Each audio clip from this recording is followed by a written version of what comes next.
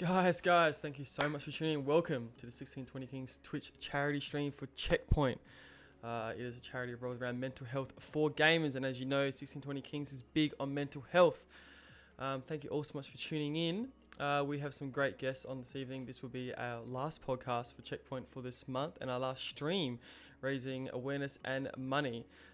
As you guys know, I've put the link of CheckPoint there as well. Down below in the panels, there is the link to Tiltify to donate, or you can go straight through the website and donate to CheckPoint there. Oh, Trips, how you going? Thank you very much for tuning in, guys. Our first guest will be Hex. We had her on the first podcast. She is the admin of CheckPoint. We had a great discussion there and giving us background on what CheckPoint is about. We'll go through those things again so you guys know what the format is, what CheckPoint's on about, a deeper dive into what they do, and maybe things that are coming up in the near future. And then we'll have on our next guest, which is Sophie from the Six Sexy. She runs a YouTube channel, Instagram, all around mental health and chronic illnesses. We also have Super Maxi, one of our content creators, big mental health advocate, along with Barita, another CC of ours, who's a huge mental health advocate.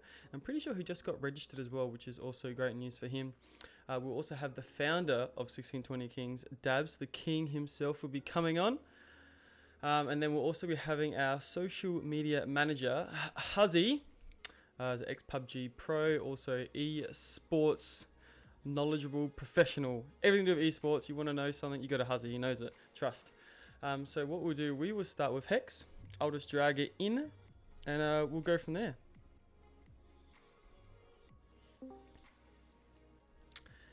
Hex, how are you? Welcome again to the podcast. I am well, and thank you so much for having me. I'm happy to be back. Awesome. So what we'll do, we'll first start off with another rundown of your background, just for any new people that missed the first podcast, and also give us another rundown of your perspective of who CheckPoint are, what they do, and yeah, just the full run over. Yeah, certainly. One of the reasons that I'm here is I'm one of the coordinators for CheckPoint. I help with coordinating volunteers and the Twitch channel that we have. I've helped out at events and that sort of thing, and I love working with and volunteering for CheckPoint because they're a not-for-profit organization that really believes that games have a place in assisting people with working through mental health issues. And I'm really glad to be able to talk about the stuff that we do there and help spread the word on the great work that we do. And what are some of the more specific things that you find that CheckPoint are doing at the moment in the gaming space compared to, say, just the more generic organizations that help with mental health? Yep, so one of the things that I love that CheckPoint does is that we do AFK spaces at gaming and pop culture events. Anyone that's been to PAX Oz has probably at least seen on the map the AFK room there. And CheckPoint's been running that for the last few years, so we've really been enjoying that. One of the other things that CheckPoint does is we do consultation with game devs and studios and publishers to make sure that when they're making a game that deals with mental health issues, we consult to make sure that they're either representing mental health accurately or at least more positively, so that they don't add to the already existing stigma around mental health, because there is unfortunately a lot of stigma around mental health, and we're doing our best to try and reduce that, and hopefully one day get rid of it altogether would be the ultimate goal.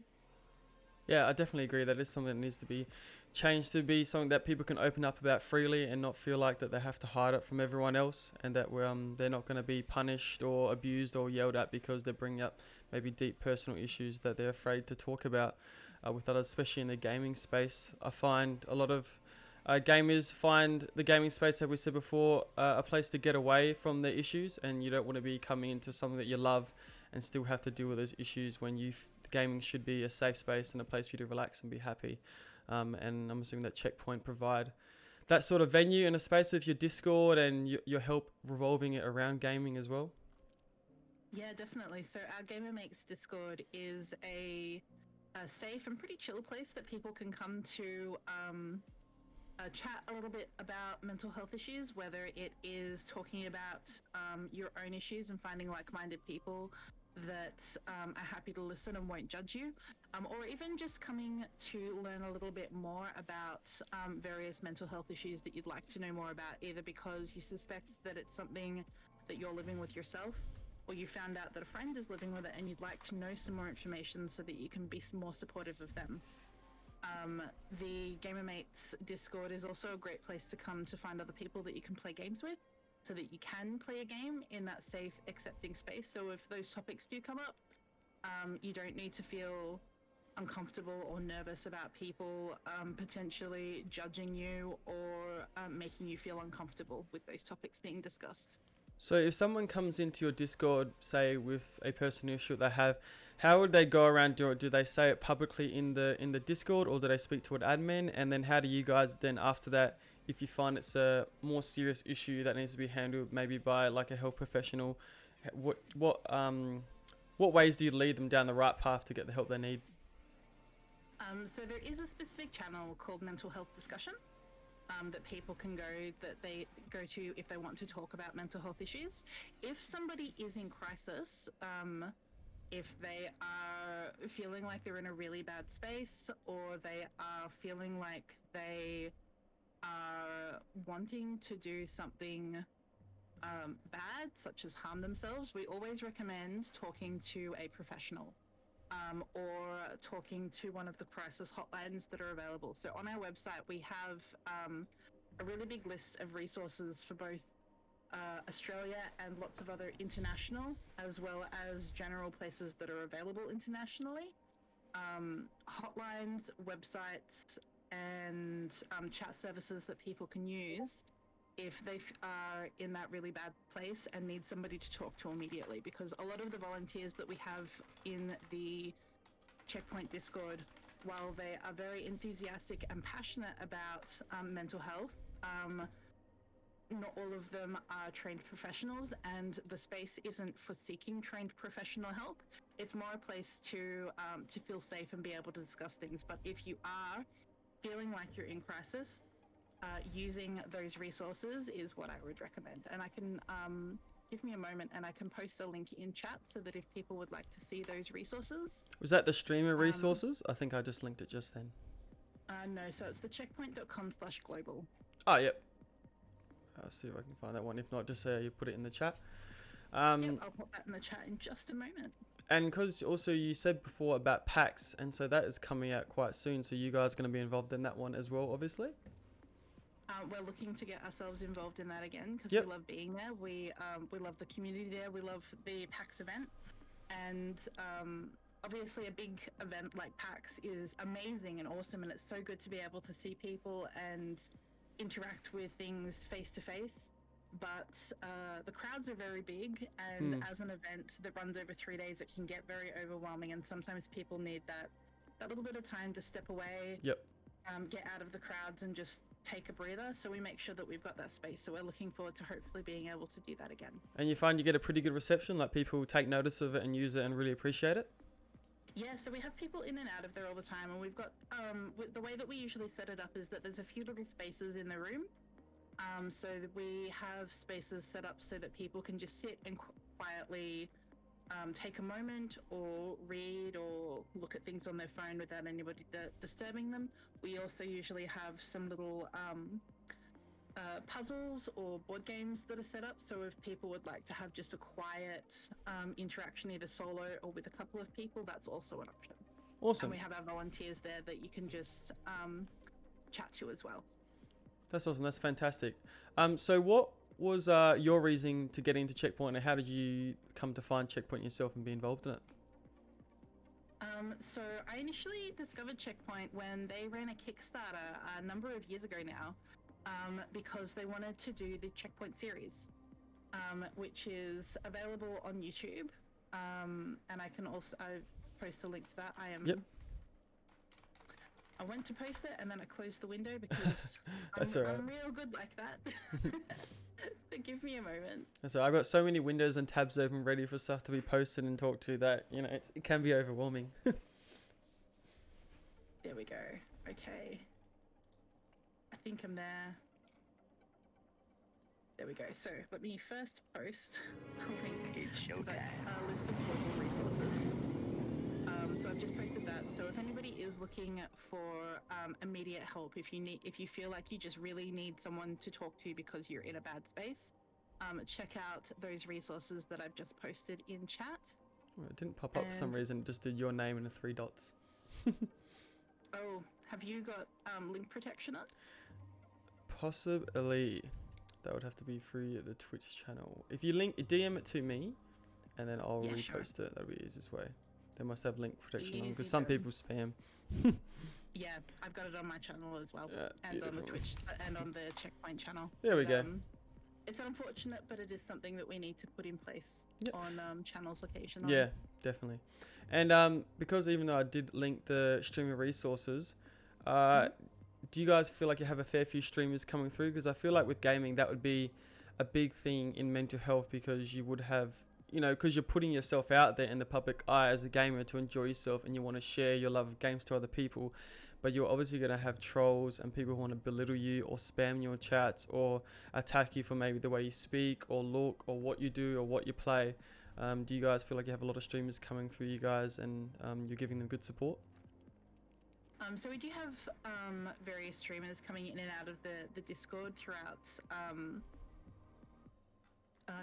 days, weeks, and year.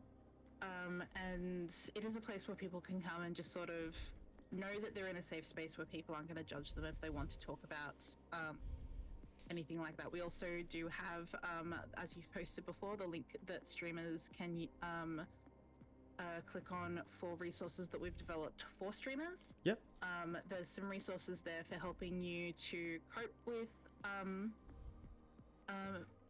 mental health issues. So some self-care tips and a 3-step self-hacking guide effectively to help you develop some good coping mechanisms. And we've also got some information there with guidelines on how you can bring up mental health discussions in your chat in a constructive and non-stigmatizing way. Yep. That's awesome. So what we will do from here is that we'll move on to our next guest. We will start with the Sick Sexy. So I will drag her in. We'll just transition over to that. If you guys don't know the Sick Sexy, her name is Sophie. She runs a YouTube channel dedicated to mental health and chronic illnesses, and also much, much more. So I will link her YouTube in the channel for people to see, and then I will drag her in.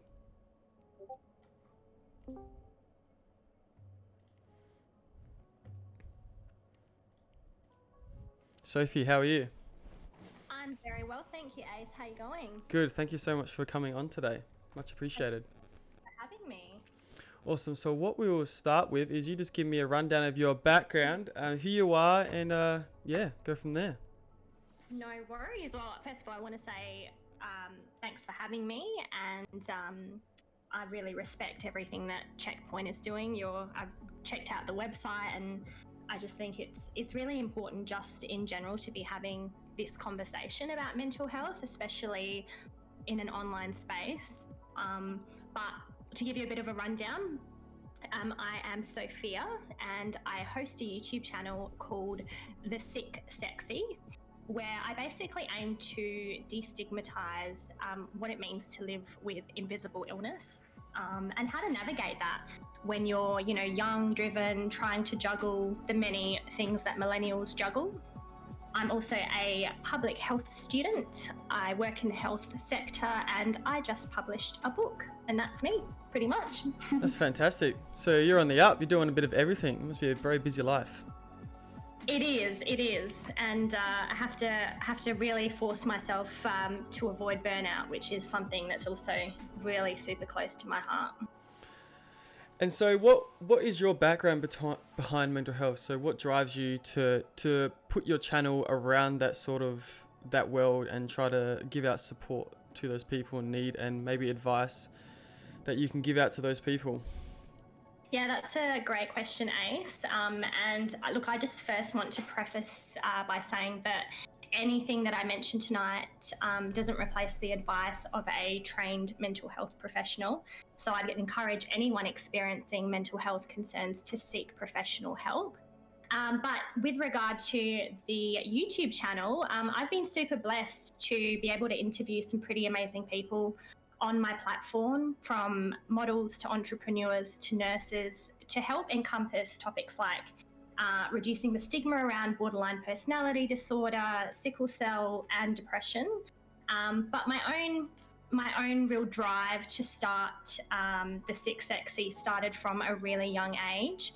So to give you a bit of background, I was born with a blood disorder called sickle cell disease. And the Cliff Notes version is basically your red blood cells are misshapen and they can get stuck really easily in your blood vessels, and that leads to really painful episodes. And so a lack of the oxygen that is caused by that condition can be potentially life-threatening. So children with the condition, particularly in third world countries, have a mortality rate of 5, which is really tough when you think about it. And so because of this, I had my certain degree of health complications growing up. And when I was 13, I developed a secondary condition called avascular necrosis, which is where the femoral bone of your hip joint deteriorates and essentially ends in bone death. So when I was 13, I was basically told that I would never walk again and that I'd be in a wheelchair for the rest of my life. I was in a wheelchair for maybe 6 months, and then I was on crutches for 2 years. And I think just the sheer anxiety of being, quote unquote, a sick teenager made me kind of will myself to walk with chronic pain, because a part of me was determined that I wasn't going to be in a wheelchair. Yeah. And then when I graduated high school and started working, I also kind of found my way into the modelling industry. And that for me was really a way that I could be myself without having the label of disability attached to me. And I think, back then, we're looking at 10 years ago now, like a positive disability community, the mental health area was not as kind of supportive and encompassing as it is now. There wasn't really a lot online when it comes to resources. So like in my early 20s, I thought, well, I would really love a safe space to be able to talk about what it means to be a young woman with an illness that you can't see. Like if you meet me, you wouldn't know that there's anything particularly, like, for lack of a better word, wrong with me. Yep. And so my YouTube channel for me was just really a safe space for other individuals going through invisible illness to change the narrative around how we view disability. Yeah, that's amazing. That's an amazing background and a huge story. So I think I find with a lot of people, because like you said, that you're supporting for mental health, which also encompasses around disabilities as well, which I think of people, when someone goes, oh, that person has mental health, they for some reason try to go, oh, they're just crazy or something's wrong in their head. When it can just be you're struggling mentally through the struggles of an illness, and people don't think go that deep into it. They just think, oh, it's in the head. It's like, well, it's because of something that's happening to them physically or emotionally or family life or stuff like that. It's not just like something in the brain that's wrong. And I think people just see just or try to judge a book straight away by its cover, when there can be much deeper issues that are going on. Absolutely, I agree, for sure.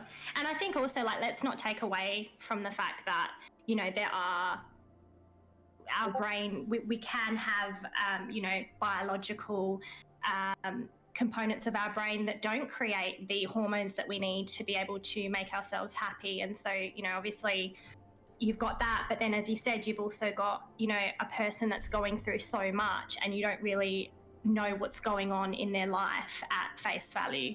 Yeah. So it's so easy to kind of hold space for that person. Yep.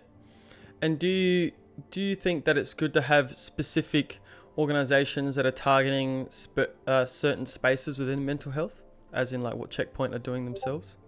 Yeah, I think it's amazing. So my background is not personally in gaming, but my partner is a gamer, and there have definitely, I think with gaming, you know, it's one of these things that it's such a social aspect. It's such a social hobby, and so for him, like, the gaming community is such a positive place, but I can understand how it can be toxic with online bullying and, you know, hate speech and whatever else. So I think having a platform like CheckPoint where you can check in and get, you know, qualified advice, I think it's really important to also recognise that CheckPoint obviously was founded by a doctor, so the advice that you're getting is not, it's professional. And I think it's important for individuals to have a place to go when they feel that no one else really understands. And because it's a gaming community, I think that you know, it's very niche in that capacity, that it's kind of highlights some of the mental health conditions that can affect gamers, which we might not be necessarily talking about in other areas of life. So no, I fully agree that I think it's just really important to be having this conversation in general. I 100% agree, because when I mean, it's no lie that obviously I'm pretty deep into my gaming. So I've always done it. So it would have been great. I can imagine back in the days when I was a little overweight kid, and obviously coming home to gaming was my escape from like bullying and stuff when I was younger. And then sometimes still getting bullied in gaming itself, but it would have been good to find like-minded people with an organization like CheckPoint and to go on there. And I can definitely see many people would have loved to have had an organization or a place to go to where they can talk to people, and like Hex said, like-minded, maybe who can relate, or even just people who are going to treat you with respect and not judge you for what you're going through or what you look like, or your lifestyle or anything, and just play games, which is what we're all here to do, is just have fun. Like, it's a game in the end. We're here to have fun, and gamers need that escape, and they can't find it through gaming, then having a place to go to and chat about their issues, because sometimes people just can't chat to their family or friends. They need to have a talk to a complete stranger or random to vent to, or just dish out their issues, because it's just a lot easier sometimes talking to, I mean, I personally talk to people sometimes I don't even know, and it helps. Yeah, absolutely, for sure. And also, you know, like what you said before about how people do judge at face value and don't necessarily take mental health concerns seriously. So having that community there that's got your back, that understands what you're going through to an extent, I think is really important. 100%. So what do you feel is next for you, Sophie? What do you want to do? What do you want to achieve with what you're pushing out through your content? Or is that what you like doing your content right now is the goal? Is there anything else you want to do with that? I think at this stage, I would just really like to, I guess, change the way we think about invisible illness and mental health. I think we have a really kind of negative view of what disability means, even the term disability. And I know a lot of organisations, a lot of non-profit organisations within South Australia are kind of fighting the good fight with that. But it would be nice to see like more of like a young presence online. So I think, yeah, just reaching more people.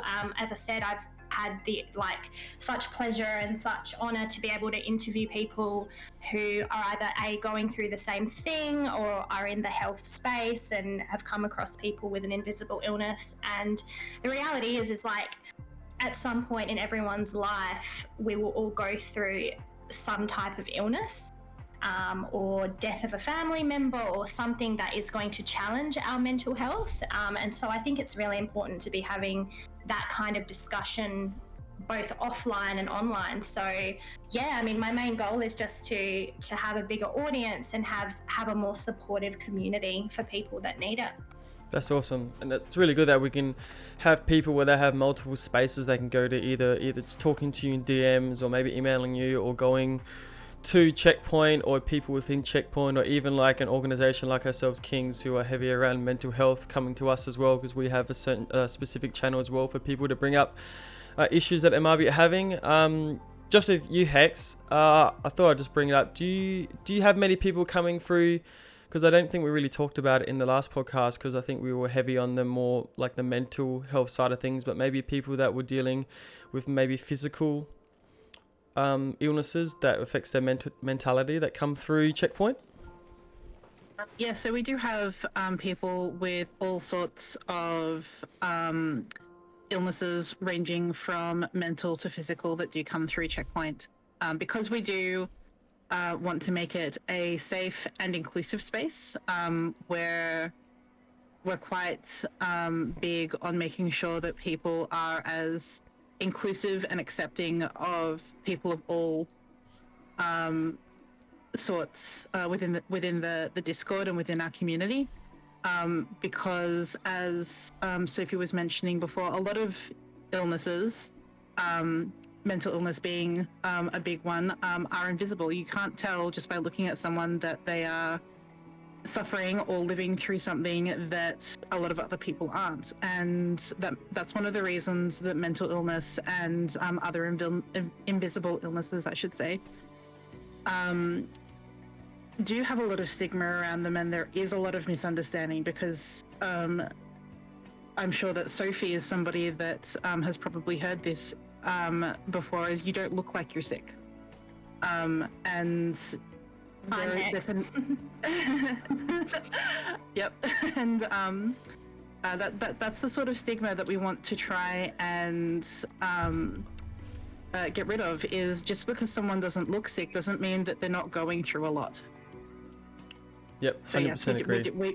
We do have a lot of people that come through that are living with various sorts of illnesses, because a lot of disabilities and other invisible illnesses will quite frequently end up resulting in living with or suffering from a mental illness, as well as a result of being isolated, or just having to live with it is more difficult than not having that illness, obviously. So, and that's something that a lot of people don't talk about, Hex, is the mental health implications of having a physical condition. It's not something you're kind of warned about when you get that diagnosis. It's kind of like, well, this is your physical problem, let's treat that. And it's almost like your mental health is forgotten about. So I'm really glad that you mentioned that, because it's a huge kind of forgotten part of invisible health. Absolutely. Living with a physical illness or disability, regardless of how long it is, whether it's something that you have to live with for the rest of your life, or it's something that you have short or long term, it has an impact on your mental health. It's exhausting. You have to go through a lot. You have to bolster yourself mentally and emotionally to get yourself through each day, far more than someone that lives without an illness or disability does. And that's one of the things that a lot of people don't quite understand with both physical illnesses, disabilities, and mental illnesses, is that it takes a toll on you day to day. It's a lot harder to get through your everyday. Yeah, that's so true. I couldn't agree more. And that's so true when you were saying how there's a lot of mental health issues and illnesses that you don't see, that you can't physically see. But just from my personal experience with one that maybe isn't like physical, is you can come down the line of like something like suicide.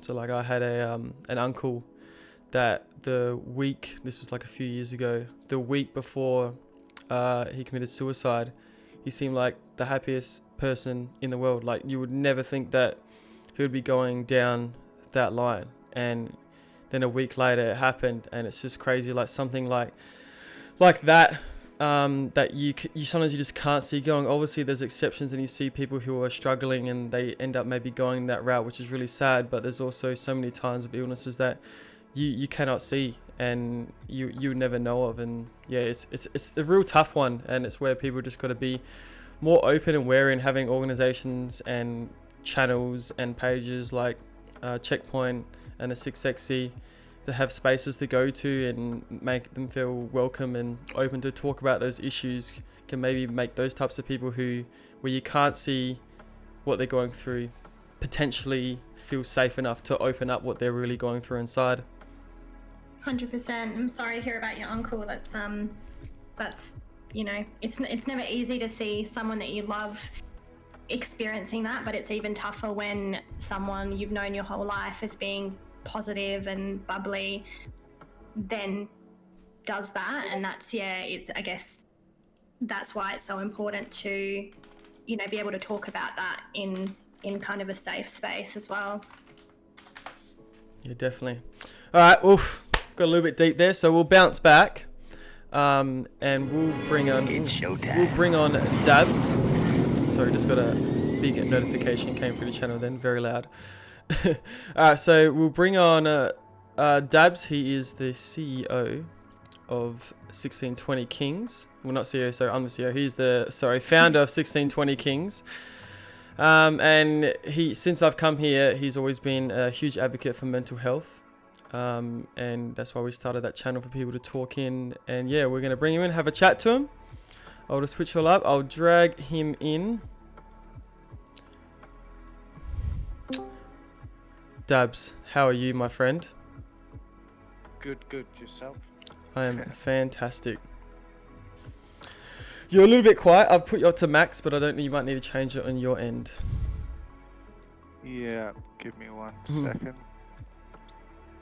I'm sorry, naturally quiet as well. Yeah, that's alright.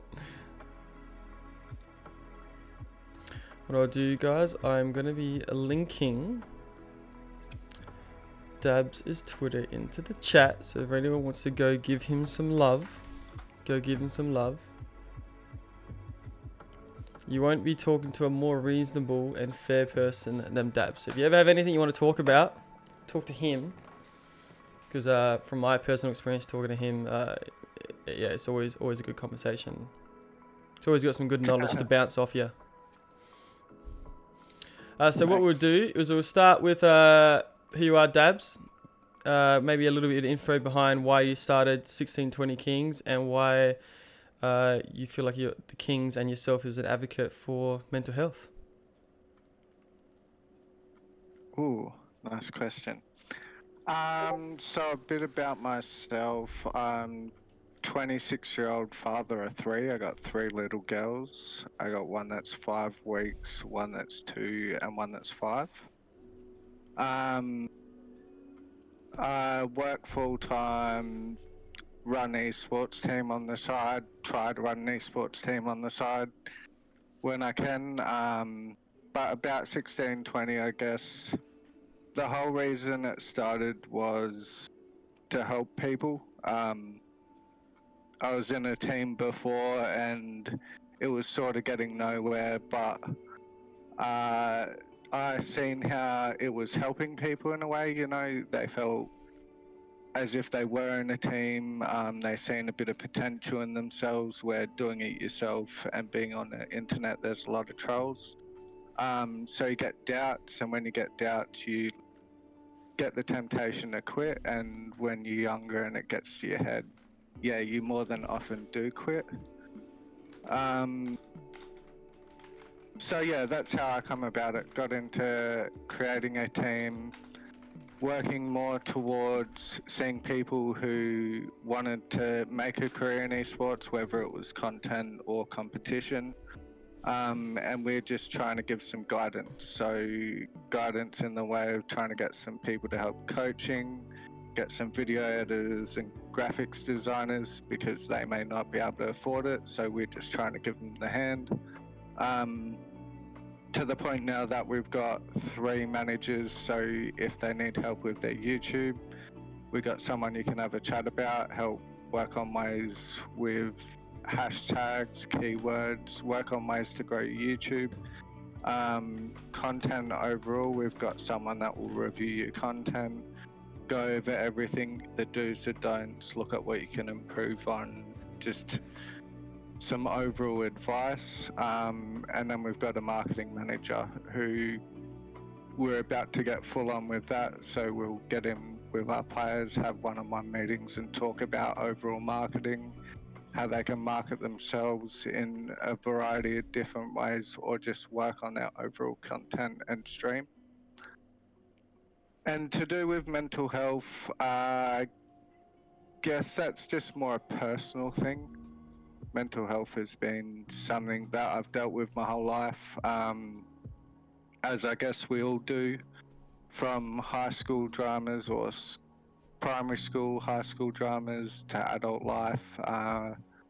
Yeah, there's a lot of things that get the differ of you.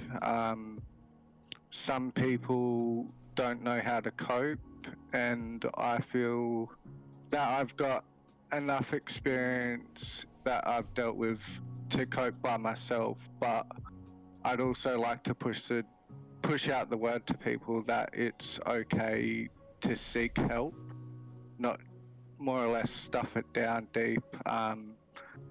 Try not to worry about it. It's okay to, go ask for help, go seek professional. If you don't feel like talking to friends or family, there's anonymous lines, anonymous chats. Yeah, so I'm all about that. I'm all about mental health, raising the awareness, seeking a professional if you can, if you do need the help. I've been looking for a charity since we've more or less started 1620 Kings that focuses on mental health. And out of my whole time of looking, CheckPoint's the only place that stood out to me because they focus more on gaming. As a whole, it doesn't matter if you're a competitor, pro, a content creator, or you're just like an everyday gamer that just likes to play video games. They support every single one of you, and the way that they go about it is different to others. So they still offer everything that a normal mental health place offers. Whether you want to go talk individually to people, they have their group chats on Discord. I just like the way they go about everything, so that's sort of why I'm more focused towards CheckPoint.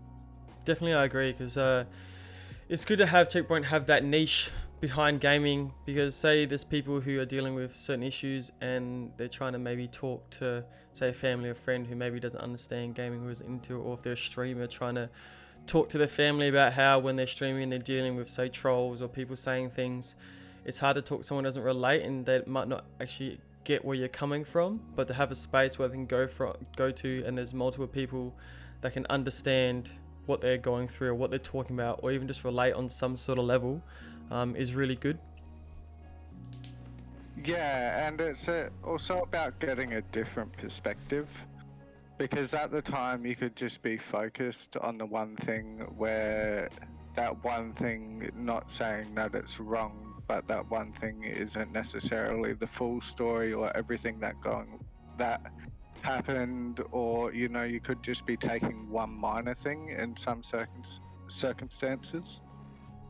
So, and with trolls and online bullying's pretty bad these days. I think the best thing to do is just block and move on,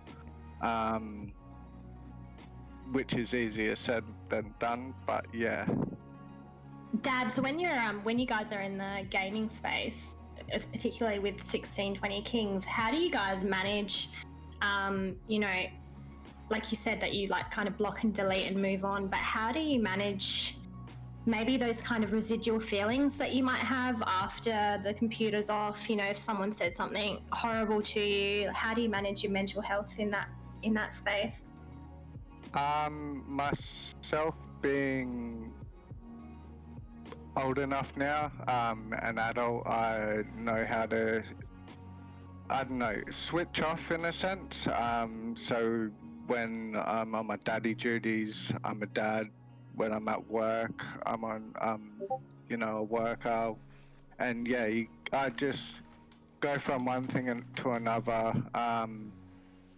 I've got a pretty good sense of dropping things and moving on now. I don't let things bother me just because they take up too much time. If you're just going over the one thing, or whether it's contemplating working out your goals, for instance, and you can't write down your goal list, then or you've put out a goal list because we're talking about the online trolls, and you have someone start trolling your online goals like that, that's their opinion, and I could just take it as, alright, that's their opinion, that's okay. or they're just trying to be a bully, Hello an there. online bully, and I don't let that affect me. I like that. So you kind of leave it in that space and, like what you said, wear lots of different hats. So you realize that's just one part of your life and you don't let it affect all of it. Yeah, because it happens in multiple spaces. So if I'm not gaming and I'm at work and I have a bad day at work, when I leave work and I come home, I don't let that bad day affect me type thing. When I go to work the next day, it's a fresh day, new cap on. I think we could definitely all learn something from that because I know that's definitely something I struggle with for sure, especially on the online space. Yeah, nah, especially because my girls, I guess my kids have taught me a lot, especially with that attitude, fighting back, all of that good stuff. So, yeah, nah, that definitely helps.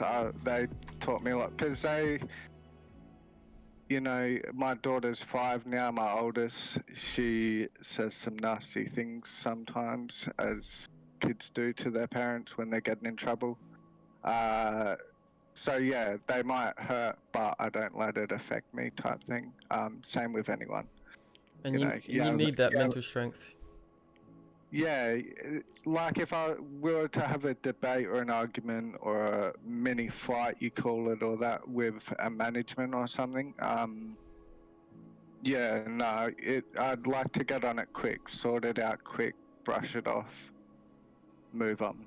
Yeah, exactly. And it's I can see how it can be hard for certain people to do that when we're in the digital age of with all the platforms we have. They have notifications, and before even going to the page where the notification is, say with like Twitter or anything, and you get that notification saying someone's commented, and you just click on your notification panel, it'll give you that short brief like section of what they've said, like the first like line, and it's hard to avoid it, even if you go, I won't ever read it or respond to it, but you still always read it at some point, or you'll just get more people comment on that comment, so you're going to probably see it at some point. And so be able to try to build up the mental strength to go, that's just a hater or whatever, or ignore that, is a really good quality to have and for people to try and work on, especially if you're in the public eye to some extent as well. Obviously you can deal with it with just general Facebook use, like people trolls, bullies, or people coming on, but when you're in the gaming space as well, or YouTube or anything where you're showing your face or your opinion and whatnot, you need to be able to have that mental strength to be able to block it out, because it can really put you in a hole sometimes. I feel like in a sense, if it does affect you to a degree, you shouldn't read the comments. And the comments don't matter, you know what I mean? Like, as long, I don't know, I feel if you're doing this, you should have a passion for it. Yeah. You know what I mean? The gaming's new and that, it's not something you can just go get a job in right now. So if you sort of really want to make it, you got to have a passion for it, or you got to be really good at gaming. And you almost got to expect to an extent, if you're getting into that world, that you're going to get that coming at you, especially if you start to get quite big. Like, you just look at it as, say, something as like being an actor, and you just, all the people and the paparazzi that come with them and say all these terrible things about them sometimes when they've done nothing wrong. It's the same as like streaming or having one of your YouTube videos blow up, and then people just, there are always going to be people with different opinions or who want to hate, and you have to almost, obviously you shouldn't have to accept it, but it's never going to go away. So it's something you're almost going to have to go in knowing that it's going to happen. I need to be prepared for it. 100%. And I think now, like, in this digital space, we have so much more access to each other than we did before. Like back in like your grandparents' day, it might have been the 15 closest people to them and their opinions that mattered, whereas now it's kind of like, it's a bit like Pandora's box, the social network that we live in, where you have to be okay that a stranger that lives in a different country might hate you for no reason, and kind of develop some kind of resilience to that. And I think like when you mentioned, like you get notifications on Twitter, Ace, I was reminded of that Netflix doco, The Social Dilemma, which was basically talking about how our brains are wired to respond to these networking algorithms, and how, you know, just having your phone vibrate every time you get an Instagram notification makes you want to check it. And whether the message is negative or positive, you still have that urge to check your phone. So yeah, I think it's really important to be aware of that when you are either, you know, gaming in that area, or, you know, just creating content in general, to be aware of the nature of becoming addicted to having a response to your work. Yeah, and that's definitely me. If I get a notification, even my partner will even tell you. I get any notification on any social media platform, I'll check it straight away. It's just like, it's almost, in a bad way, it feels like it's the norm, and it shouldn't be, but it does, and I can't help it. But now, especially because I'm in 1620 Kings, it's just going to be probably even more part of my life at the moment, and it's something I sort of have to try and be more aware of. But from my personal experience, I deal with like trolls and hate not too bad. I personally think like I'm pretty good at just like ignoring people's opinions of me, like if it's like a negative, like hateful opinion, you know. I don't let it drag me down. I just keep doing what I'm doing, because I'm sure all of us in that space who are in that world have had that at some point and have to find a way to deal with it. And if we're still chugging on, so then we obviously have dealt with it to some extent. All three of you have mentioned, while we've had this little discussion about online bullying and comments, basically how you've built up effectively resilience, and that's one of the key things to, I guess, bolstering yourself against online attacks and unpleasant feedback, is building up your mental resilience to those sorts of things. And I just wanted to, I've just sent you a couple of links, Ace, to some of the free resources that CheckPoint has on our website that people can read and use to try and help them with building up that resilience, so that if they do encounter these things, they're a little bit more prepared, and they've got a few tricks in their back pocket to hopefully overcome those unpleasant feelings that come with reading a negative comment to something, or somebody saying something really unpleasant during a live stream chat. And everybody, even those that have built up the best resistance to this sort of thing, can have a bad day, and sometimes you'll read a comment that someone has said, and you'll just read the wrong thing at the wrong time, and it'll hit you so much harder than it normally would. And it literally happens to absolutely everybody, whether you're small or you're someone that's huge and super famous and have been doing this for years. But the CheckPoint Hack Pack and the other mental health resources that we've got online are good for just helping you to work through those and have a basis to try and build yourself back up from those unpleasant times. Yeah, that's fantastic. That's awesome. So I've posted them in the chat, so people are more than free to click on those links and have a look through them. We also have down below, don't forget guys, the link to Tiltify to donate. If you can't donate, just share the channel, share CheckPoint, share everything to do with what we're doing here, because you never know, you could just be helping that one individual, finding that safe space to go to and get through the issues that they need help with. What we would go from here, we'll go to our next guest, which is Burrito. He is a content creator for 1620 Kings. I will drag him in now. He is a fitness guru, but also likes to build up his mental strength. He has Mental Health Mondays, where he openly chats about all things with mental health and talks to his Twitch stream as well. And yeah, he's all around a really nice guy. So I'll drag him in now and let him introduce himself.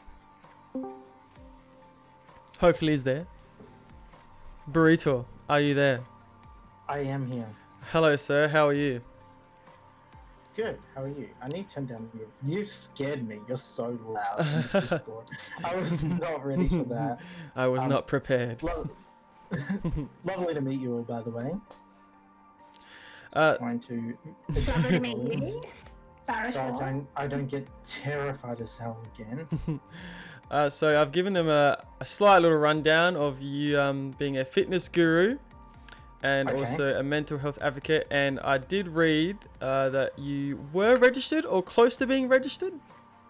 I am very, very close to being registered. At the moment, I'm waiting for all my assessment to be finalised. I'm waiting for one more assessment piece to be marked off, and then I'm going to be able to fully register and qualified as a solo independent pharmacist. Yes. Fantastic. So at the moment, I'm already like I finished my degree. I've been an intern, so I work under the supervision of another pharmacist. But I'm very, very close, like maybe 2 weeks away from being an independent solo pharmacist. So I've done everything on my end. That's awesome, mate. Well done. Congratulations. I know how hard it is to work in pharmacy, so I take my hat off to you because I've worked with many interns and it is not easy work.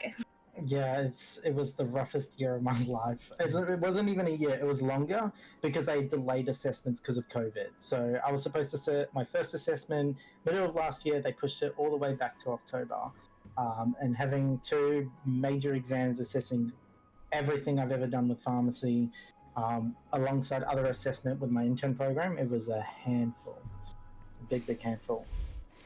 Just before we continue, I will be linking Barator's Twitch into the Twitch chat. So if anyone wants to go show the big boys some love, he's definitely the right person to have a chat to if you just want to talk through some issues or just enjoy his League of Legends cracked gameplay.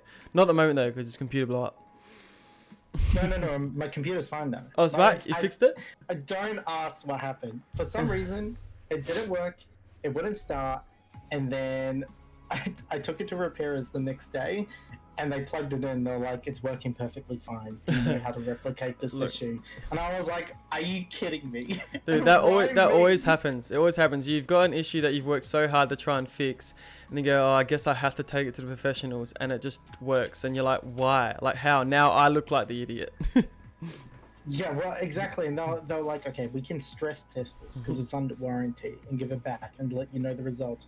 They stress tested it, and they came back with, "Yeah, you might maybe need a CPU, fan, but otherwise it's fine." I was like, "Are you kidding me?" Gassy, who works in IT, I was in a video call with him trying to figure out what was going on and where the issue could be, and he was convinced it was a motherboard related issue. Gassy was like, "What? What happened? How is it working?" Oh, well, at least it's working now, and you're back onto it, smashing it out. So what we'll start with is Barator, is just a bit of background on yourself, who you are, what you do, why you feel yourself as a good mental advocate, what you got into doing that, and maybe it's just some personal experiences that if you feel free to open up about and talk about how you may have gotten through them. Easy. So, my name's Barator. People call me Barry by short. There are some running jokes with my name as well, but I'm also associated with the burrito as such, and then my emotes are depicted as such. I personally have always been a gamer in my life since, a very, very young age, from consoles to building up to now where I've got my first PC last year. Behind all of that, though, I'm a huge advocate for fitness and, as mentioned before, pharmacist. I've always been into academics, and I think the background behind that is because I was always rewarded for my accomplishments in academics by gaming. So whenever I did well at school, whenever I, performed exceptionally well in assessment pieces, the reward by my parents was a game, and that was something that I've always had a positive relationship with. I guess it's kind of interesting because the game that I do play now is League of Legends, and that has a very toxic background. But I think that also contributed to the positives and negatives of my mental health in terms of also looking after myself and building upon my own mental health. Fitness for me didn't become such a huge aspect of my life until 3/4 years ago. That was more so because I got to a point in my life where the stress of uni while working part-time and other commitments that I had going on alongside some issues with family put me in a position where I kind of had to reflect and ask myself Am I looking after myself? Am I doing well? I think being a pharmacist, you get in these really weird situations where you're learning about medical conditions such as depression, such as anxiety, and you're questioning yourself, thinking, "Hey, there's no way on earth that I could be depressed. I don't show any of these symptoms," and you put yourself in a really vulnerable position where you're in denial.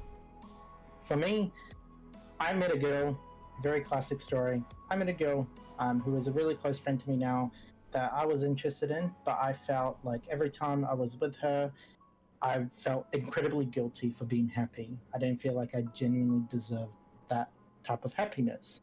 And that was when I started to come to terms with my mental health and getting a better understanding of my mental health.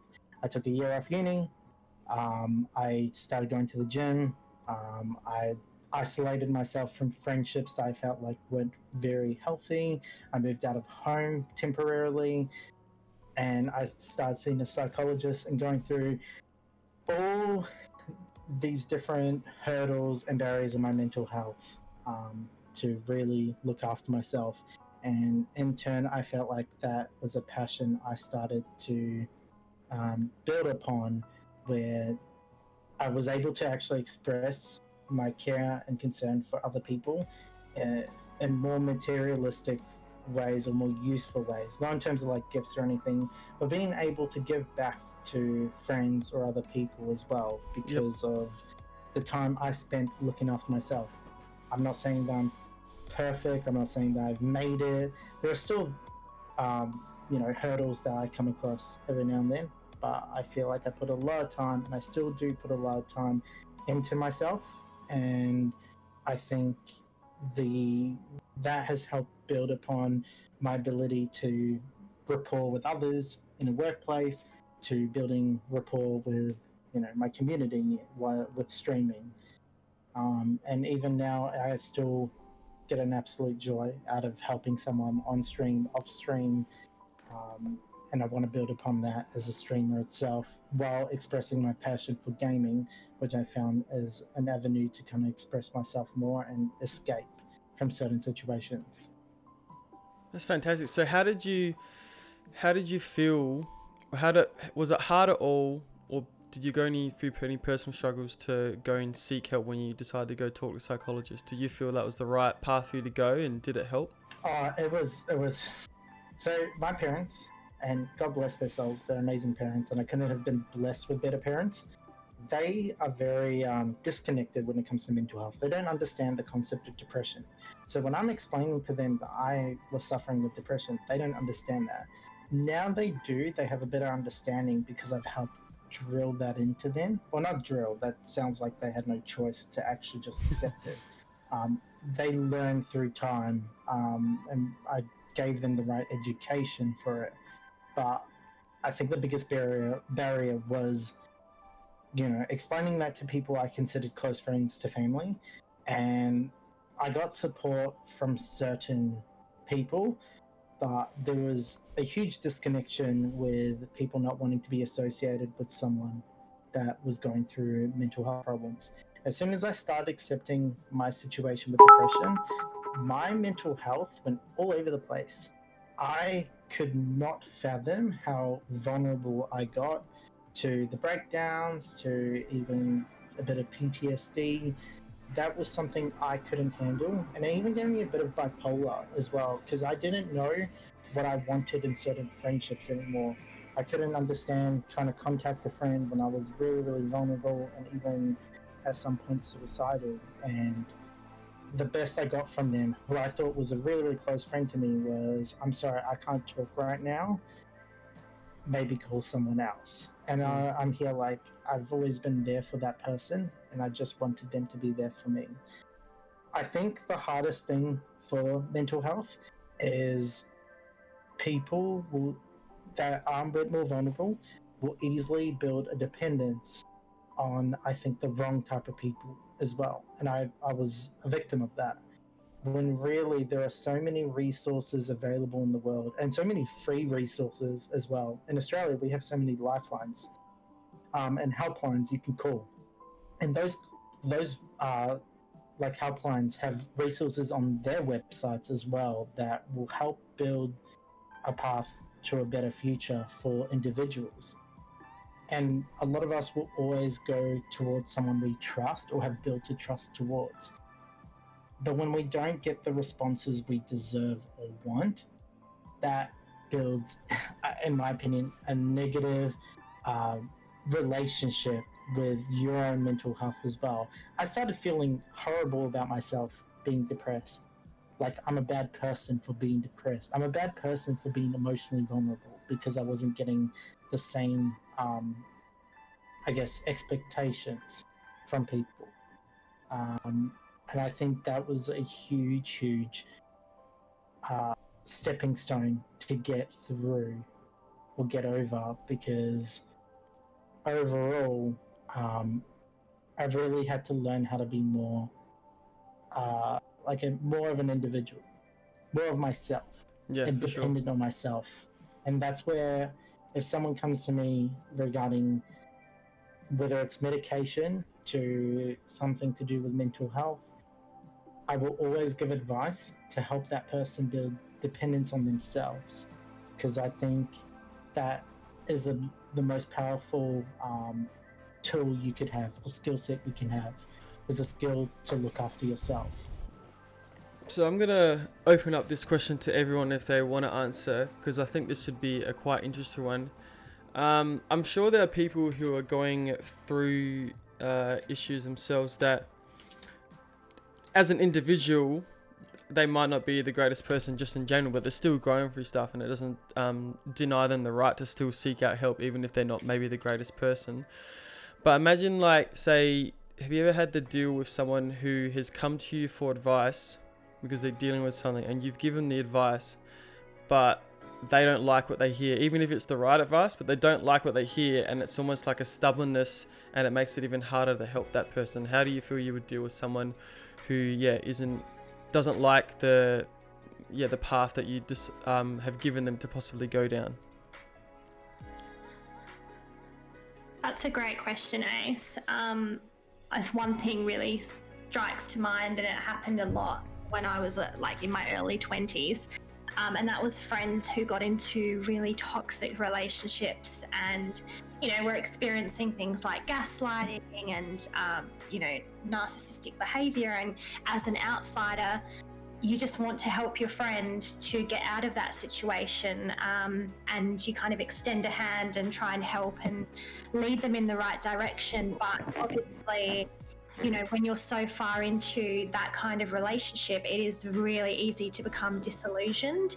And so I think I really had to remember, as Barator was saying, that a lot of the choices that we make regarding our mental health in life come down to, self-actualization, comes down to yourself. And so I had to really take a step back and say, look, I'm here for you, and I love you, and I'll help you in whatever way I can.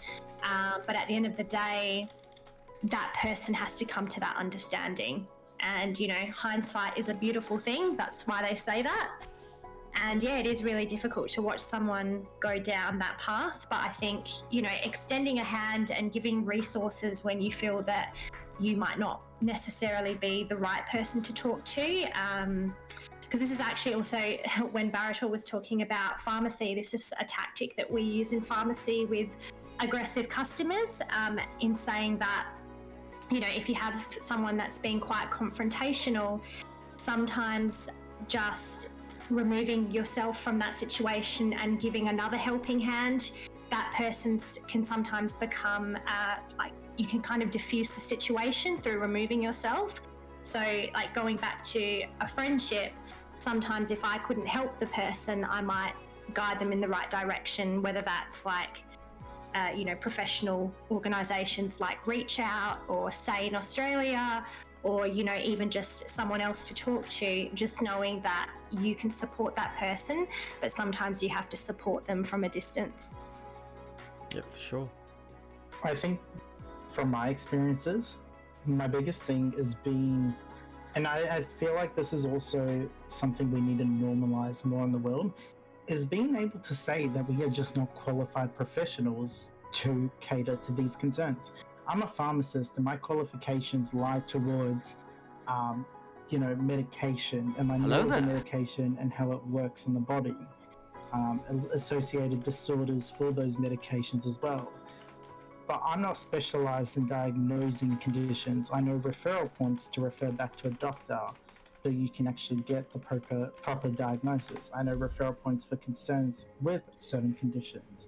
But when it comes to mental health, a lot of my knowledge comes from my own personal experience alongside what I believe is the best way to go about things. But when it comes to something trivial, I will. So, and I know that there are some people in my streams that have experienced this from my end. I will always ask permission.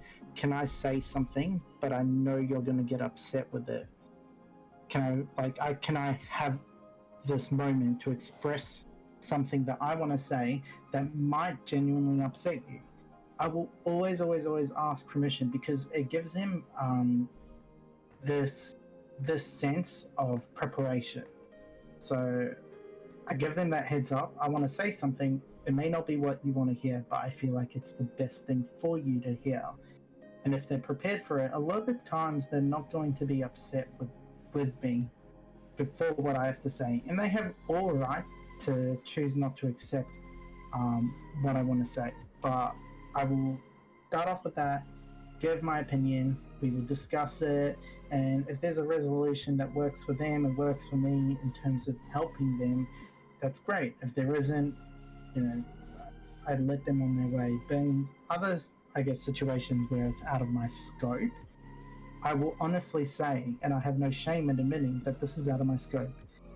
As a friend and as a person, I feel like it is my obligation to be honest and say to people, this is out of my scope.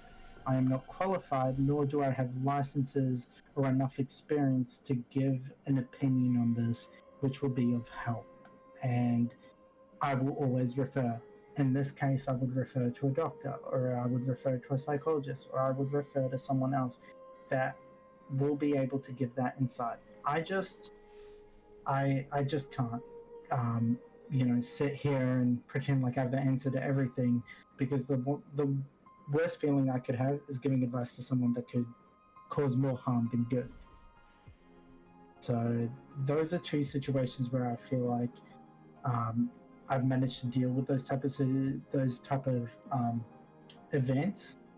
But I think the biggest thing for everyone is to just normalize not being normalize the concept of this isn't something I know how to answer, nor do I want to attempt to answer something that could cause more harm or damage to a person. And with oh, you go, Dad. Sorry, You go. can I cut in? Yeah. Whoops. I think people also need to realize that if you're asking someone, especially, and you want them to voice their opinion and you don't like it, it's their opinion, and whether it's in a different circumstance and there's just anyone telling you, like, they're just voicing their opinion. You do not have to take it, how do you put it? You don't have to let it offend you, you know what I mean? As I said, it's someone's opinion on the situation. So the best way to look at it is, alright, you can take their advice or you can not use it at all. And that's like rule of thumb with me. Like, I just take everyone's opinions in and I'll dissect what I want, and then I'll still do my own thing, but I'll keep that in mind. Do you have that hex of people coming through that you may give advice to and may not really appreciate or take on the advice, or being negative towards that advice, even if it is possibly the best way forward for them? Absolutely. I've seen that happen with people within the checkpoint space, and I've had that happen in my personal life as well. Something I always try to remind myself when somebody comes to me for help and I give them the best advice the advice that I feel is best for them, whether it be who it is that they should be able to go to in terms of talking to a professional, or first steps that they could take to start working on whatever it is that they've come to me for help with is that sometimes when people are coming to you for help, especially when it's something to do with mental illness, is that it's really scary to ask for help for the first time, and very daunting. And a lot of the time when people do finally ask for help, it's because they've reached a point where they don't know what else to do. They know that they don't want to keep going the way that they've been going, but they're scared, or they're frustrated, or they're tired, or they're angry toward what it is that they've been experiencing. And so when they ask for help and maybe don't hear the answer that they're hoping to, or they hear an answer that feels even more daunting, or like it's going to be a lot more time and effort than they thought that it would be, they can respond negatively. And you've got to remember that that's not your fault when they react like that. It's the way that they've taken on that information. And sometimes it will take a few times to be able to get through to them. Other times it could just be a case of they need to hear it from multiple people. And there's also, I know that I personally always want to be able to help people that come to me, but I also need to make sure that I remind myself and recognize that I'm not always going to be the best person to help them, and I might not be the best person for them to hear the advice that I'm giving from. So you need to make sure that you kind of remove yourself from the situation a little bit and not let yourself get upset and offended and disappointed when somebody doesn't take on the advice that you do. You especially can't let yourself get annoyed and offended if you've given somebody advice and then a few weeks or a few months later somebody else gives them the same advice and they do take it on, because sometimes it just takes that little bit of time for that possibility to set in and for them to realize, okay, this is probably the best way for me to move forward and start working on this problem. And yes, it's difficult, and it can be upsetting sometimes when you give somebody advice that you know to be correct and they don't want to take it on because it's not what they wanted to hear. So really, and in those situations, all you can really do is either let them know that you're there to support them through it if it's something that they want to do, and that you're still there as their friend. Especially like if it's a friend that's come to you, let them know that you're still there as their friend. But you also need to give them some time sometimes to process the information that you've given them, because they might not like the sound of it the very first time they hear it, and may just need a little bit of time to process it and take it on and think through why that could be one of the best things for them in the long run. Yeah, 100%. That's what I was, just before you said that, I was just thinking in my head, yeah, this is something that they might not like hear off the bat, but then once they go away and think about it, as long as you're still there for them and you've let them know that you're still there, that they might come back and revisit that and discuss it further. I think the biggest thing though is, in my opinion, isn't even just always having to give advice. It's more just giving a bit of guidance as well, or just listening. I've had customers that come in frustrated as hell and, ready to bite off one of my pharmacy assistants' heads, that have walked out of the pharmacy with the biggest smile on their face just because I just sat there and listened. I didn't even talk or give any advice or give any options to the customer. I just listened and acknowledged everything they said. And sometimes that's enough. I feel like some people just need someone to vent to sometimes, and that's enough. Having someone, comfortable enough to talk to you regarding any situations is sometimes enough. But absolutely agree with that. But I feel like there should be barriers put in place to ensure that people aren't obligated to always give advice. I don't really agree with that notion. I think it's more about just being able to have these open discussions in a healthy manner and in a safe environment, as well. I'm a bit different. I'm a lot more blunt when it comes to some of my friends, and that's probably why I've lost a few friendships, because when I've heard the same story or the same thing over and over again, it's hard for me to constantly be empathetic. It gets to the point where it's like I just need to be a bit more blunt, and if they choose to go with it, they go with it. If they don't, they get upset and they don't talk to me anymore. So be it. That's just something I've come to accept. It's not the most appropriate means of dealing with the situation, but in some cases it has worked out well because of it. But what I've noticed, and this is, and even I'm an example of this, no one really is going to look after themselves or do better in their own state of mind unless they want to. If you want something bad enough, you will go out there and you will get it.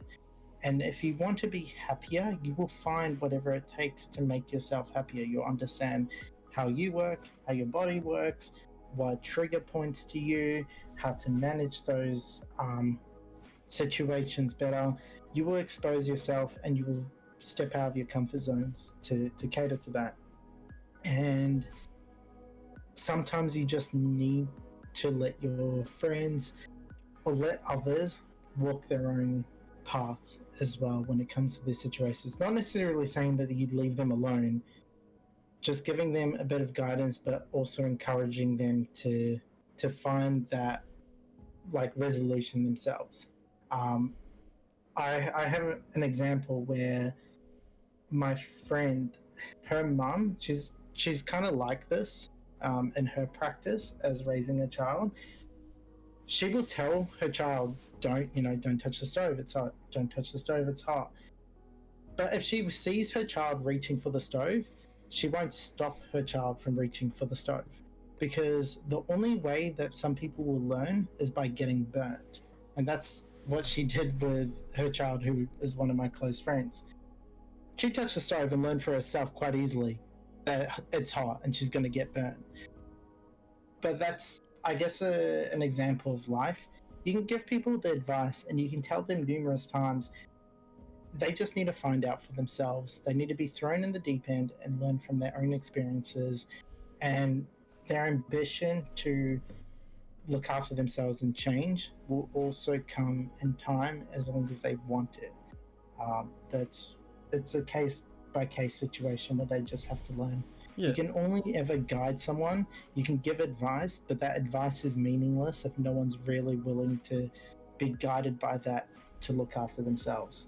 And like you said, like sometimes people don't feel comfortable giving advice, and that's okay. But then also just being there for the person can mean so much. So it doesn't have to always be revolved around, oh, we have to discuss what they're going through. You could just be going to have a chat with them, or have a coffee with them, have a laugh with them, or hang out with them to make them know that you're there for them at any point in case they do decide to talk about it, or maybe they just need that good day with a friend, and it doesn't have to revolve around what they're going through. They just need just a good chat about anything in life. So yeah, like you said, it doesn't always have to revolve around giving advice all the time. It could just be being that person around them, or them knowing that you're there to talk to them about anything and everything. Absolutely. And a big part of that is normalizing conversations about mental health, so that people do feel more comfortable having those conversations, so that you can switch between talking about where you're sitting mentally, and then having just a fun, relaxing conversation or day hanging out that is just as supportive without touching on those particular topics. I think that's so important. And I think as well, like nowadays, our society is so transactional in that it's all about, what can I get out of you? What can you get out of me? Rather than how can I support you? How can you support me? And it's just those little, like, as you were saying, Hex and Ace, like, it's just those little everyday interactions that can really positively impact a person's mental health. I was reading a journal article that was talking about nurses that have good rapport with their patients, and just do little things like making sure that their dignity, their patient's dignity is intact, have more of like a positive reception with their patients than nursing staff who don't care or business go. And I just think we can learn so much from that in just everyday interactions, that, you know, community means so much, and often just supporting your neighbour or your friend is all it takes really to make a positive impact on someone's mental health. I find that really interesting because at the end of the day, we also have to think about how we, as human species, have kind of evolved by generations. We come from the history of being in massive civilizations and working together to conquer other civilizations. We've grown from the history of, if you are outcasted and you're left alone, those type of individuals don't survive. And we're becoming more and more increasingly immersed in the world now, where it's so easy to reach out to people, but also really, really easy to not see anyone for weeks on end because of how social media and technology work. And I think that's the scariest thing about mental health, is that sense of isolation, sense of loneliness, while also in conjunction to the fact that social media these days doesn't really give you the reality of what is being broadcasted. Whether you're an influencer, most influencers in some point or another won't really be accountable for their appearance in terms of Photoshop, in terms of, I guess, in the fitness industry. There's still a lot of athletes that aren't honest about their usage of, I guess, assistant medication, or in this case, steroids. There's a lot of false conceptions with social media that in turn affect a lot of younger people. When you're an adult, maybe you'll be a lot more aware and less susceptible. But now children these days, I have kids coming to the pharmacy. They're at least 9, 8 years old, getting a script by their parent with their own iPhone. I was stuck with a Nokia until I had my first job to actually earn the money to buy an iPhone. And when I see that, I get concerned, because I'm like, man, this child just has to go on Instagram and they're just going to get flooded with all these fake type of images, and not people as such, but different impressions that aren't realistic. And we've seen that with the evolution of TikTok, haven't we? You know, with young children kind of being influenced in that space. And yeah, it frightens you really, because, you know, as Ace was saying before, technology is such a pervasive part of our society that we're kind of conditioned to believe that looking at your phone 20 times a day is just normal. And so, you know, like, I was born in the 90s, and yeah, I'm the same as you, Barrett. Like, we had Nokia phones. Like, I was born when we didn't even have like a hand. My phone didn't even have Snake. I feel so betrayed by my parents. I didn't even have Snake on my phone, and I was stuck with that all through high school. Yeah, exactly. It was Tetris for me. Still, I didn't have any games, actually, now that I think about it. Oh man, that's my childhood. Yeah, but like, now we've got this whole generation of, you know, kids who that's all they know. Right, well then what we'll do from here is that we'll lead on to our next guest, which is Super Maxi. So he is a CC as well for 1620 Kings, also big on mental health, and is also a fully qualified life and relationship coach. So we'll bring him in and let him have a chat and introduce himself.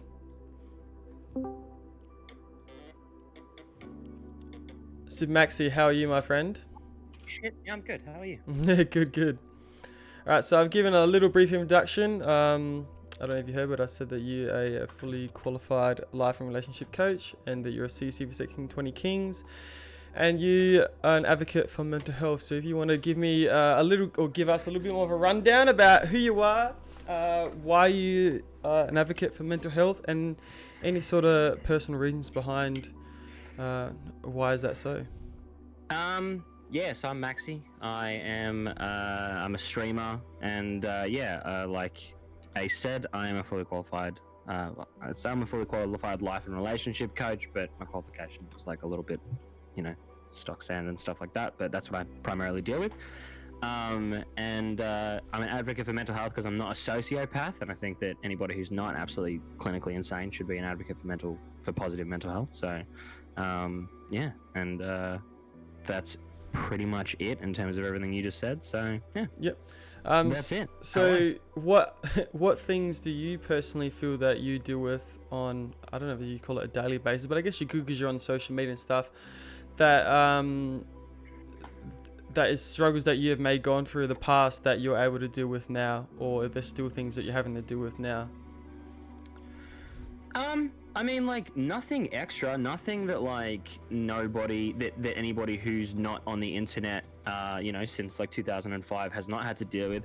I think, like, the thing that I primarily try to focus on is kind of taking the conversation away from being so copy-paste and so, like, buzzwordy and just full of just like technical jargon and just like the same responses. Do you know what I mean? It's like, It's taking like the conversation away from like what we used to get told by our parents, like, oh, if you get bullied, like look the other way and stuff because like their life's probably pretty hard, like stuff that like doesn't really help anybody and then like is so out of touch and like means nothing, and just kind of having real conversations about real topics and not letting things like political correctness or like worrying about like triggering people by just mentioning things that maybe they've gone through, and just kind of having real conversations and putting like shining a light on every aspect of mental health, not just the recovery, but like the people that are in it, the people that are thinking about killing themselves, that are hurting themselves, that are really struggling, that are on medication, and like putting a light on that and having conversations around like what that's like, not just like, oh, I'm sad and now thanks for all the support, now I'm not sad anymore. Do you know what I mean? Which is in my 100%. opinion a massive part of the original conversation of like, oh, let's talk about like, life is hard but it's okay, like have you got people around you that are nice to you, and are you taking care of yourself and all that. Like that's all well and good, but my main focus is talking about like what it's actually like and what those thoughts are like, and understanding that like, yeah, like other people are thinking about killing themselves, other people are thinking about hurting themselves, about taking too much medication, other people are struggling because they don't want to go to see a doctor, they can't tell their parents, whatever, and just kind of trying to have those kinds of conversations rather than Yeah, for sure. Because like you were saying about the bullying in school and stuff and just sort of turning a blind eye to it. I mean, I don't know what it's like personally now in schools, but I know that when I was bullied pretty heavily in high school, and them saying, oh yeah, go tell a teacher or talk to the counsellor or, or even tell your parents, which most of the time I didn't. And I knew a lot of friends who didn't tell their parents because it was just something they wanted to keep to themselves and they'll just bottle it up. But then also back in those days when I was in high school, telling the teacher or telling the counsel would just result in them possibly going to that child and either telling him off or giving him quote unquote detention, and then the next day it was possibly worse bullying and they didn't know how to really handle it properly, and that's why I guess now, like I guess for a place like CheckPoint, to have a place that you could go to after and really have a good chat to it and discuss how you could actually go around it in a different way rather than just like telling that person off for bullying you, which probably 100% of the time for me, it resulted in just more bullying and getting worse, and along with my friends as well, them getting bullied, going down that route. I think that like my career kind of started off by realizing that like I had like zero social skills like as a kid. I started in year 7. I was a really small kid, and yeah, I got bullied a lot, as does everybody for anything that is if you're not copy paste of whatever is the norm in that area, you might be like a completely normal person, and then you go to a school where it's like like as an example, you might just be like a normal stock standard white American or Australian dude, you know what I mean, like there's nothing abnormal about you, there's nothing like, you don't have any disabilities, you are the majority in every aspect. And then you might go to a school that is, in all honesty, in an Asian area in Australia, and be one of the only white guys there. You're gonna get bullied because you're the white guy, because you're the odd one out. Like, we as a society bully minorities just because they are different and weird. And so if you have anything that can be targeted, whether it's your height, your skin color, your accent, your country of origin, disabilities, like anything, it doesn't matter. People will find a way to bully you about that. And so I copped a little bit of bullying for like being a bit eccentric and short and stuff. And so I started off by like gaining social skills. I read a lot of books, like a lot of self-help books and stuff. And then when I became an adult, I realized there were so many people out there with like social disabilities, you know, the inability to be able to communicate, anxiety, you know, and like pretty like heavy, you know, people that can't handle speaking to people they haven't met before and all that kind of stuff. And realizing that how hard it must be for those people to talk to girls at a club or a bar or make friends at the library, or you know. And so I started working with psychologists and psychiatrists and meeting kids and teaching them, you know, a base skill set that they could use, because that's like super important. Like irregardless of like bullying and stuff like that, like you need to have social skills. You need to get over it. Like we can talk about like, oh, it sucks to get bullied, but like, yo, everybody's getting bullied. Like it's happening, and like it's what you do to rise above it and to move on, you know, with your life. There's really nothing that we can do. We can educate and we can try and alter those bullies and stuff, but at the end of the day, it's what you do. It's what you do outside of that arena. You know, it's in the same way that it's like people, it's like trying to raise awareness of rain, in my opinion. You know what I mean? It's going to rain. Like there's nothing you can do about it. It's not going to stop. It's just like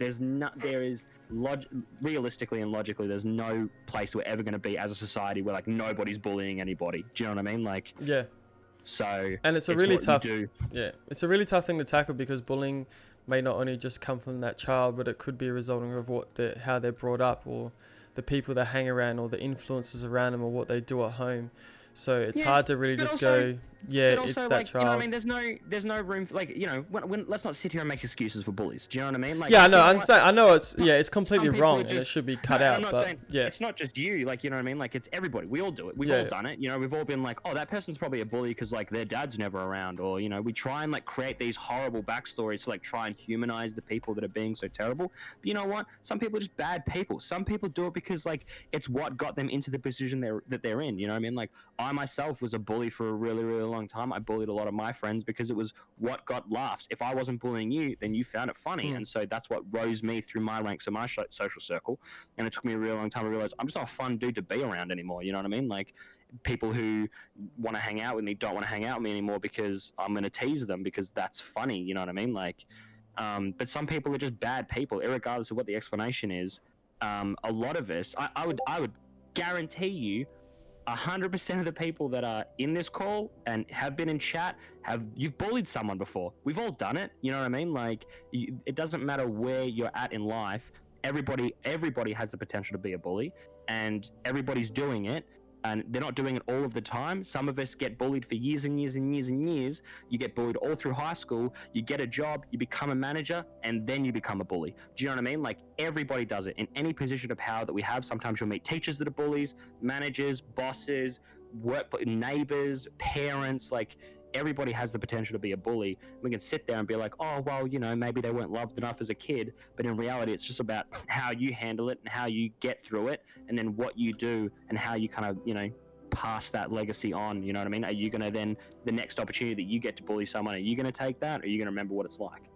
Yeah, and that's when education come down to educating not just the child, but the parents as well. And then it could just come to us opening up about mental health now and talking about it. I mean, I guess we can assume, or we can hope that even just say us 6 here, if any of us end up having children of our own, or even just younger generation that come across us, and educating them on that, the right way to handle things. Because I would assume that sometimes if someone comes across someone who's a bit different from them, I'd say, like, what was the word I was looking for? I can't think of the word I was looking for, but it's easier probably for them to be a bully than get to know the person.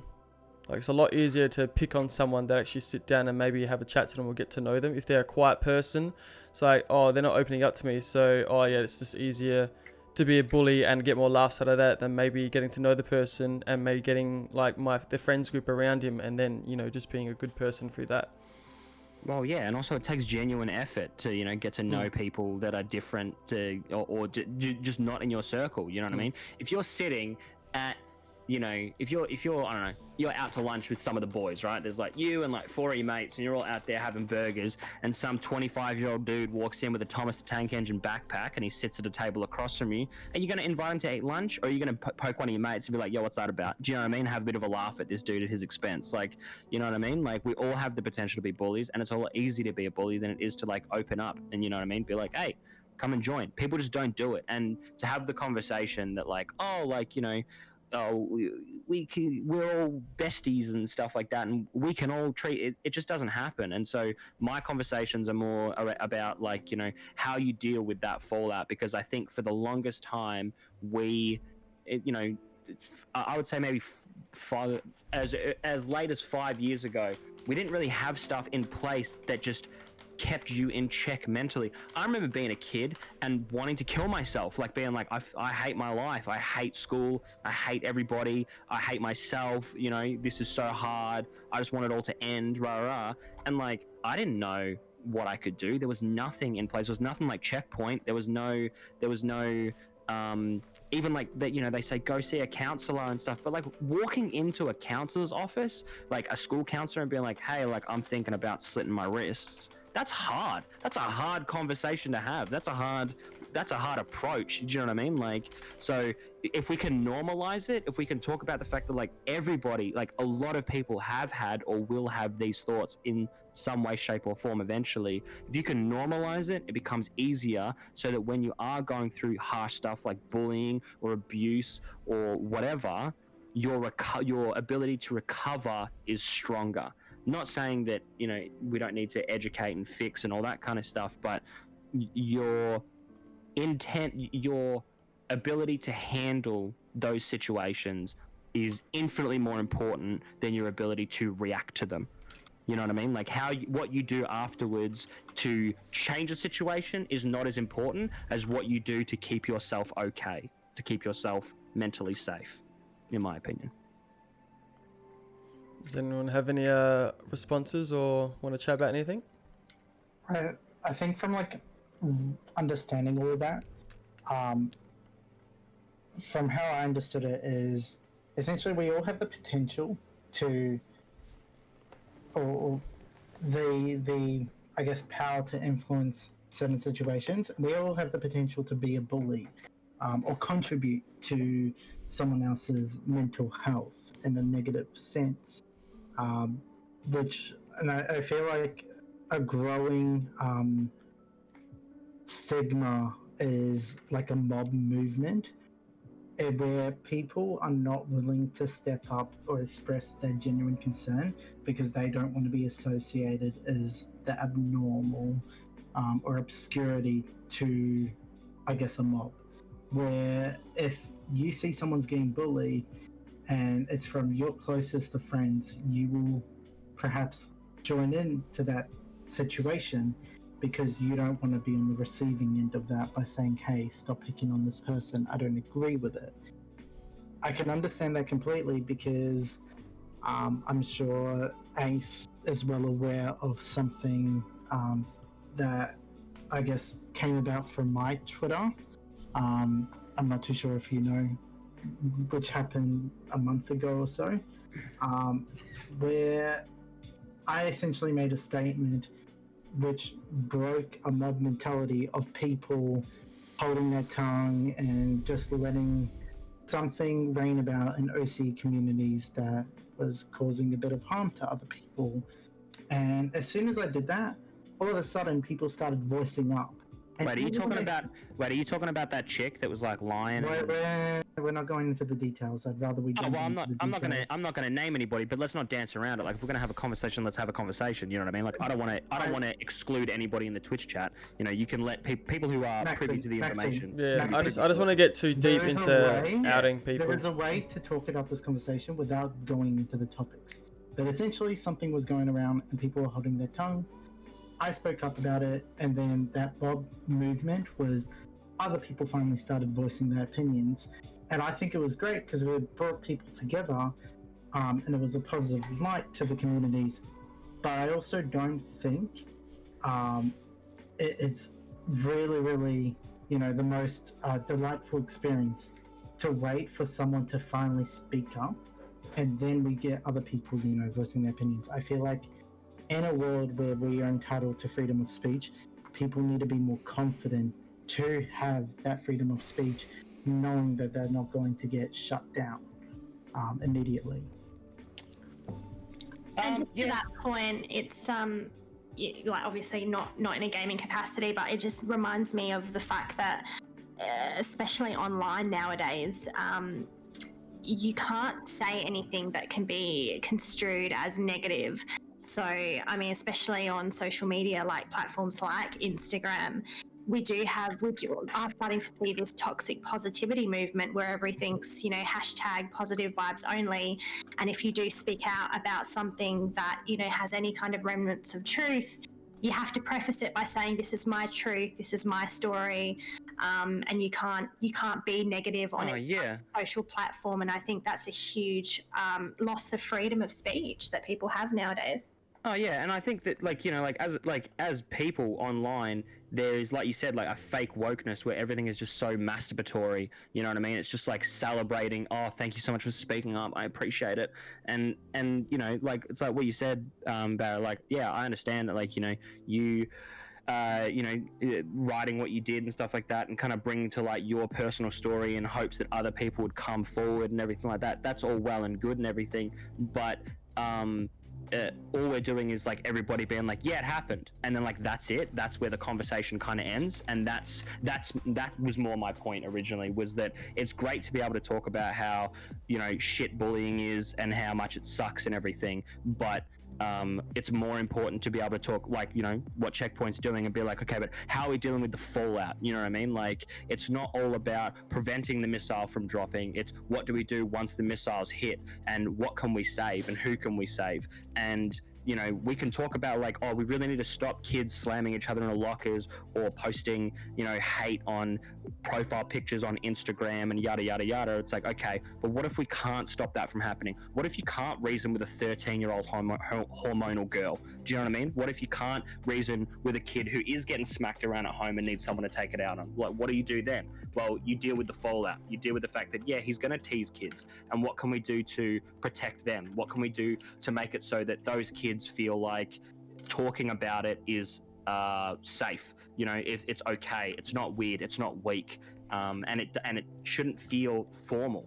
You know what I mean? Like, we talk about things all the time. We're almost at the point now where we can talk about sex. We can talk about like harsh subjects that we couldn't talk about 10, 15 years ago. We can have open conversations about our views on sex before marriage, abortions, all that kind of stuff, but it's still so hard to be able to turn to one of your friends and say, hey man, last night I was driving and I was on the freeway and I thought, hey, what if I just ran myself into the side of a building? Like, we don't have those conversations because that's scary. But if we can normalize it and be like, a lot of people are having those thoughts, and let's give those people a place where they can say that kind of stuff without having everybody around them be like, whoa, that's hardcore. I think that it'll help us be able to deal with that fallout, because especially when it comes to young kids, kids are drama queens. They are. So they take one little thing and they explode it. They turn a mountain into a molehill. And so, yeah, when to us, like, if I go into Ace's chat and call him a stinky little bitch, he's gonna be like, okay, so I'm a grown man, I don't care. But if you're in high school and some dude calls you a stinky little bitch in front of everybody and it gets a laugh, that's the worst thing in the world. Do you know what I mean? Like, so kids, they have no frame of reference, and so when bad things to them happen, their mind immediately goes to like the worst possible position. And when you have kids that are constantly copying it, they're just constantly going to worse and worse places. And it's all about educating them and giving them a place where they can go and speak to people and not feel like they're gonna be wrapped in a straitjacket and thrown into a home and stuff like that. Normalizing the conversation and being able to have really honest, non-buzzwordy conversations about how we feel and what we mean, and the thoughts that are going through our heads. Giving people a platform to be able to have that is the most important thing. We can educate bullies all we want, but at the end of the day, once you educate a bully, another one's just going to pop up. You know what I mean? I think in terms of CheckPoint, though, and in terms of what CheckPoint, I suppose, caters to, which I don't think other organizations that I personally know or have ever worked with does cater to is the concept of gaming as well in terms of people's mental health. Not from the just like the perspective of people contributing to bullying people online. It's also dealing with the anonymous sense of like warriors online that you will come across. I can say for, and this is, I guess, why I brought up League of Legends. League of Legends is a renowned and very popular game for being toxic. It is extremely toxic. I'm sure there are a lot of other games that are like that. I'm sure Maxi would understand because I've heard Siege can be very, very toxic as well, and you enjoy playing a bit of Siege. League of Legends is horrendously toxic. I have played that game for 10 years, and the server is so small for OCE that when I get to a high enough rank, I run into people that go on different accounts because their accounts keep getting banned that will purposely try to sabotage games for me because of the fact that they know my name. They see my name and they're like, we know you, we don't like you, we're just going to attack you in grief. And having to deal with that has been something that has also contributed to my ability to look after myself mentally. I personally believe that gaming is a huge factor to contribute to people's mental health. It's an escape, but then if you're getting immersed in games that are a bit more toxic, like League of Legends, and you don't actually know how to deal with your own frustration or frustration towards other people you don't know, it will contribute to your mental health. And I've always loved where I'm playing League and someone will come in and be like, wow, you're actually really nice for a League player. And I'm like, imagine, like that's the type of stigma or association I get. I'm nice, which is a shock because I'm a League player. That could probably be the same for Maxi when it comes to Siege, or Shah when it comes to Siege. It could be, even with COD, I think voice comms is great, but a lot of the times when you get voice comms in COD, it's just someone getting really pissed off at you and swearing at you and cussing you out. It's knowing how to deal with those type of situations where you don't feel like you have to always respond. I think a lot of the times when people are put in positions where they are feeling a bit inadequate or attacked, they always have to respond, and sometimes silence is the best, answer to it all. Yeah, and it's just like, it's good that we're trying to make this a norm, but with the platforms that we're on at the moment and what we are in gaming, I mean, we can sort of be that change, and we can start that change now and try to make it a norm. It's obviously already happening because we're all in here because of this reason, and we want it to be the norm. So as small as it may seem to what mainstream is and what we perceive mainstream to be, the way they talk about mental health, I mean, we can be that start of that change. And with the people we talk to in like Maxi and Barator's Twitch chat and through CheckPoint, we can make it just with our small influence and slowly build off that to make it mainstream within our gaming space, and then it can just become more natural to outside of gaming space. We just got to take the little wins as we can and just go off that and just keep doing what we're doing. It's funny. I've even noticed this personally.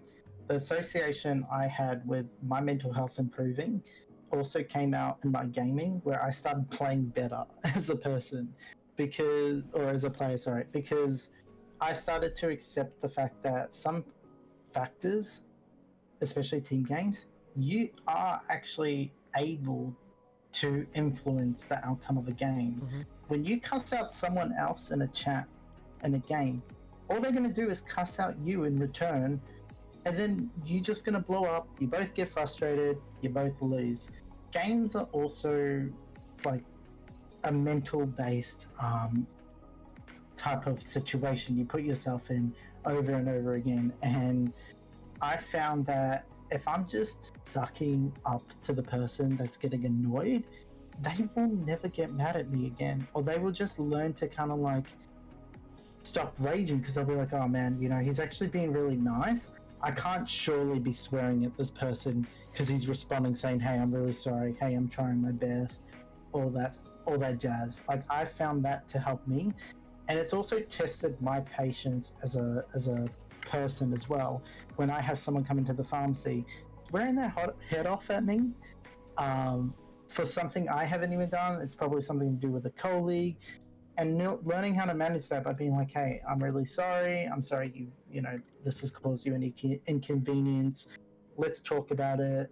And listening to them, like actually listening, not interrupting, not trying to talk back, just listening and being able to acknowledge their concerns within your scope, I think is so powerful. It's such a great skill set.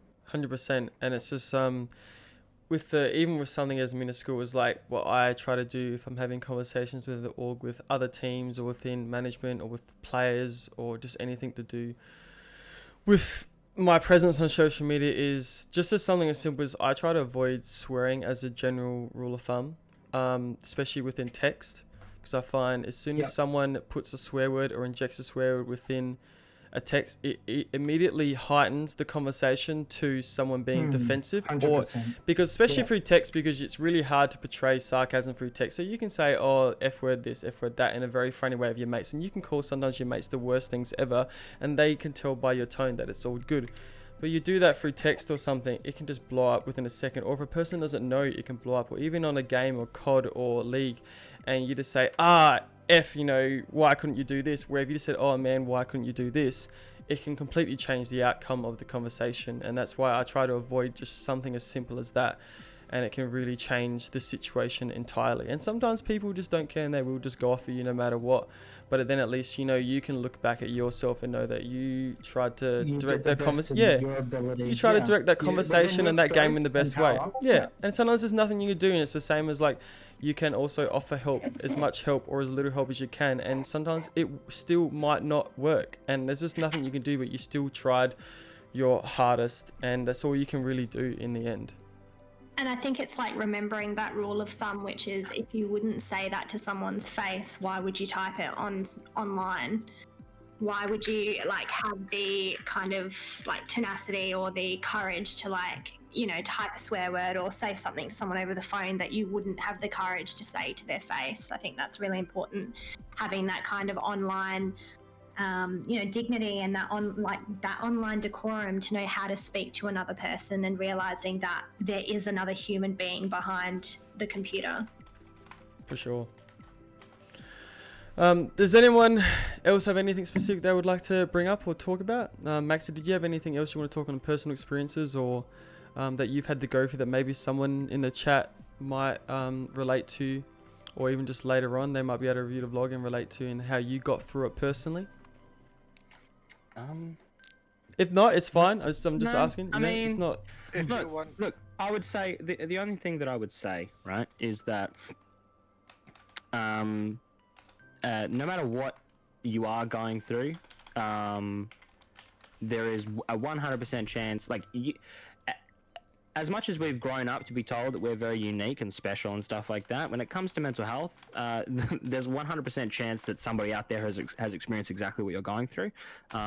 And we are in the, I wouldn't say the pinnacle, but we are in an age or in a period of time where our access to certain tools and pieces of equipment and people are ever expanding and growing.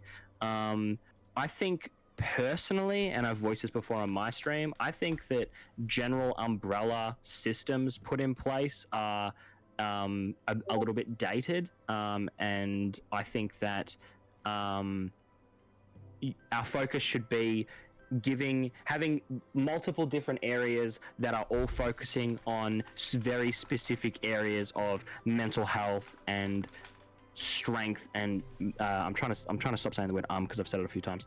But yeah, focusing on different areas. So whether it's things that CheckPoint's doing, where it's focusing on how to focus on your mental health when it comes to gaming, and if you jump on their website, they've got a bunch of different game recommendations for great games you can play when you're stressed or anxious or feeling sad and all that kind of stuff. That kind of stuff is great for people who are looking for that specific thing, and we want to be able to give people the ability to find the thing that they need. It's all too often where you'll have somebody who's suicidal or depressed for a specific thing, and they can't find that system, you know what I mean? Like, it's like, I'm depressed because, okay, let's, as an example, I'm depressed because I was assaulted, right? It's really hard to find specifics, especially for somebody who's new to that, the whole aspect of looking for that help. It's really, really hard to find a place where you know that the things that you're reading or talking about or communicating about are for your specific trauma or tragedy or something like that. And so I think it's really important to have, you know, channels like Sophie's channel or websites like CheckPoint that are focusing on specific things. Please use the internet. Like, I know a lot of the conversations tonight have been, oh God, how crazy is it that like kids have iPhones? But like, yeah, you have an iPhone and that sucks because, you know, you've got bullies have access to you and bad people have access to you and stuff like that. But you also have an infinite amount of access to an infinite amount of information that is constantly being upgraded and updated. Use it. Don't let yourself stay in the dark. Do whatever you possibly can to shine a light on every aspect. Look at the ugly parts within yourself, because there are other people that are doing it, that have done it and have gotten through it, and they've created the path, and you just have to walk through it. So don't be afraid to jump on Google, jump on the internet and be like, hey, I need help. You can find places. I personally, you know, the last time that I was depressed, I found a website where it was basically like chat roulette, where I got to be like, hey, I really want to talk to somebody, and it paired me up with a random person on the internet, and that person had said, hey, I want to listen to somebody talk. And I went in there and I had a chat with them about everything that I was going through. I got to just get everything off my chest. It didn't matter how hardcore it was, how vulgar it was, or extreme it was, because I was never going to see this person ever again. So I got to just say everything that was on my mind and feel what I wanted to feel without the risk of judgment. There are so many places that you're going to be able to do that, and it's just a click away. You know, so whether it's on CheckPoint or it's on a YouTube channel or a Twitch stream from your favorite streamer or something like that, don't be afraid to reach out and ask for help or find it yourself, because we're at that stage where there are so many torches and lights out there to help you shine a light on that. So that's, I don't know, kind of my only piece of advice. That it got a lot, all my stuff got a lot easier to deal with as my time on the internet got further and further, because I realized that the scope and the access that I had was infinitesimal. Yeah, well said, mate. It was good. That's really good advice. And just to add to Super Maxi's point, you know, when you are searching on the internet or, you know, trying to find those kind of online resources, just be kind of very mindful when you're doing that, you know. Again, I refer to social media. Be mindful of who you follow and become self-aware of how that makes you feel, because, you know, I personally, you know, I definitely feel, you know, negative or start, you know, comparing myself to other people who make me feel that way. And it's obviously an internal issue that I have, but if I am kind of aware of, you know, the people that make me feel negative, whether that's a celebrity or, you know, someone that's unrealistic to me, then I can, you know, surround myself in communities that are really good for my mental health. And so again, going back to CheckPoint, having that community there for the gaming community to be able to feel like they're a part of something and to feel like they're not comparing themselves to other people, just being really mindful of who you follow on the internet, who you're engaging with, and what kind of communities you are putting yourself in, because it can have either a really positive or a really negative effect on mental health. And with you, Hex, with CheckPoint, how are you guys finding that you're trying to inject yourselves into mainstream? Are you approaching schools at all? Because obviously kids get into gaming a lot. Like, what's the best way you're finding, or the ways you're trying to get yourselves out there more? So we don't go specifically to schools because we cater to people of all ages, obviously, from younger people through to older people. One of the ways that we get ourselves out there is at gaming events. We also have our... I saw you guys are partnered with PAX and stuff. Yeah, I saw that. Yeah, so we run the AFK rooms at PAX so that there's a quiet place for people to be able to escape. We also have our YouTube channel and our Twitch channel where people can watch the content that we've created there. We also have guest streamers that stream to our Twitch channel on a semi-regular basis. And I think you said last time we had a chat that you were involved in potentially making a game that revolves around a little bit about mental health as well. Yeah, so one of the other ways that we assist with spreading awareness is we do consultation with various games to help them with creating a game that it doesn't stigmatize mental health and either represents it accurately or in a more positive light rather than in a stigmatizing way. So the one that we did that with recently was Tell Me Why. You may or may not have heard of that game. I can bring up a link to it on Steam if you would like. Yeah. DM it to me and I'll post it in the chat. So that you can share that. But yeah, so we, one of our founders, Jennifer Hazel, she did consultation with them to help them with the representation of mental health within the game, so that it wouldn't contribute to stigma and would be a more accurate representation of the mental health issues that they deal with in that game. That's awesome. That's so yeah, fantastic. there's a few different things that we do to try and spread awareness, reduce stigma, and try and make more positive and informed and supportive gaming communities. That's fantastic. That's really good to hear. So what we'll do is we'll move up here into our next guest, which is 1620 Kings, is a social media manager, the man, the myth, the legend, Huzzy. I will drag him in and let him introduce himself. He is a ex-PUBG pro, and he is also all things esports. So you need to know anything about pretty much any team within OCE and any game in a professional capacity. He's all about it. So I'll drag him in and let him introduce himself.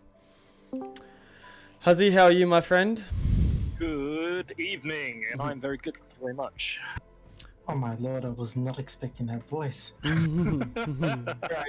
guys, I need a room. Oh my lord. How are you, Mr. Barrett? I'm good. How are you? That's great to hear. It's great to hear. It's a very seductive voice, not gonna lie. So I've given them the lowdown on you, just a little minimal background and your involvement within esports and Kings. But I'll let you introduce yourself further, your background, your support behind mental health, and maybe more specifically in mental health and gaming, and then also why potentially you're an advocate and maybe your own personal stories behind how you've had to deal with certain issues and topics. Yeah, I'll primarily start with the gaming aspect behind things, because I'm guessing most of our viewers are more young-minded gamers. So my gaming and my esports career really started probably about three years ago, where I started off as a PUBG pro player. I played PUBG Pro back in the days when LPL was known as cyber gaming, and then it shifted into LPL about two years ago. Worked away at the ladder, played a lot of games, played a lot of leagues, and the aspects of the mental health side of there is when you're having a bad day, you're gonna play like shit. Like that's just the be and end all. After my PUBG Pro days, I decided to create an org myself called Eximius. Unfortunately, due to COVID, my lovely funding disappeared because when COVID came, work disappeared and such. So I couldn't hold it up. So I had to stop the esports aside and went more into coaching, developing, and mentoring in the way of esports orgs, content creators, and players. Yeah, the main with the mental health side of things is when playing games, you can, especially competitively, you can find yourself getting very frustrated in not only your ability but the ability of people on your team. Which in turn creates this waterfall effect of you feeling like shit, you're playing like shit, and then it keeps going like that. It keeps that cycle over and over and over again until you're literally playing your worst possible game ever. I'm sure a lot of people have experienced this, and there are ways out of this, and it's really just a massive mindset difference of just going, I don't want to feel like this, I want to get better, how can I get better? That's literally all it is. It's not an easy thing to do though. That's the downside. It's easier in paper, hard to do. So from there, you want to look at mainly things of, you know, what are things holding you back, more mental side of things. Not in your game, more what are you doing at home, or what are you doing just in your spare time that's bringing your mood down so low that it's just really easy for things to trigger you, like you're just dying in the game, you know? You just get third partied, you die, and then out of nowhere you're going F this, F that, F and cheater, blah blah blah blah, and next minute you can barely do 100 damage in a game. And that's the old saying of getting on tilt, and it just makes you play worse. Yeah. As soon as you're in the mindset of just you're in more towards a negative mindset, your tilt factor is going to skyrise. That's actually such a good point that I've never even thought about mentioning. Like, there's another thing that I do with, like, League. If I lose 2 in a row, I have a break. I told myself if I ever want to climb, I play 2 in a if I lose 2 in a row, break time. I'll play something else, talk to friends, hit the gym. Every time I play consecutive games over and over again, even if I play exceptionally well in the 5th game, I will get tilted because we'll still lose, and I will blame my team, and I will throw a tantrum, and the only thing that comes out of it that's positive is I had a good gym session afterwards. But that's a really good point. Having a break to avoid tilt is a really, really big thing in gaming, and 100%. There's that obsession, which I think falls under the category of addiction when it comes to gaming as well. Because I think we've all experienced at some point where obviously there's people out there who just play games for fun and it doesn't affect them because they can have fun losing. But I guess when you get more into that serious side of things where you want to be more competitive or get better or climb the ranks or just perform better in general, and you can put all this effort into it and you can still maybe not perform well or lose, it can affect you mentally on a level within gaming. And then it can also, once you turn the computer off, you're just angry and you're walking around your house, or anyone that comes over chat to you, you can just like maybe snap at them just because of how you perform through something as simple as gaming. Yeah, so it's all about managing that tilt factor. So a few things that I used to do were, if I had a bad game, so say I was playing in a league and I had a really bad game, because I was normally the IGL. So if I'm playing like shit, or if I'm in a shitty mood, it's going to convey over my voice when I do communications with my team, and they're going to be like, fuck you, you're a grumpy old bastard, you know, screw you, I'm not playing, or I'm going to do my own thing. That's how they're going to, if I'm in a shitty mood, they're going to be in a shitty mood straight away. Like, that's a given. So I have to be always in that happier mindset straight away to bring the mood up on the team. So if I feel like I'm on tilt, I just get up, grab my drink of water, or grab my Coke, or go cuddle my puppy, whichever. You got to find something or an avenue where you can do something for literally a minute that's just going to cool you down instantly. And that's tough, because if you're being an IGL, you're also putting that responsibility on yourself to be on the right mind state to also help your team succeed. So then you get that added pressure on yourself, which can also can contribute to some mental health issues as well if you're not handling it that well. Yeah, and then you also got to perform in game. And most IGLs, they don't perform as well as they should in game because 60% of their concentration's on their team. So, you know, so the IGL is already going to be playing badly if he's having to manage his team, or, you know, IGL his team. So he's already going to be playing not 100%. But then there's the stack-on effect of they play even worse, or they make the wrong call, and that then puts them on tilt. So in Fortnite, the IGL could be like, yeah, we're going to rotate this way, and then they die, and then everyone's like, oh, why'd you do that? Why'd you do that? Sometimes it's just a mistake. Mistakes happen. Shit, I'm in my late 20s and I make mistakes daily. So, you know, if you're 13, 14, 16, 19, 20 and you're making mistakes in your game as an IGL or just as a player, don't stress. Take it. Learn from it. Go, okay, so this is what we did this game. Now we're going to change it up.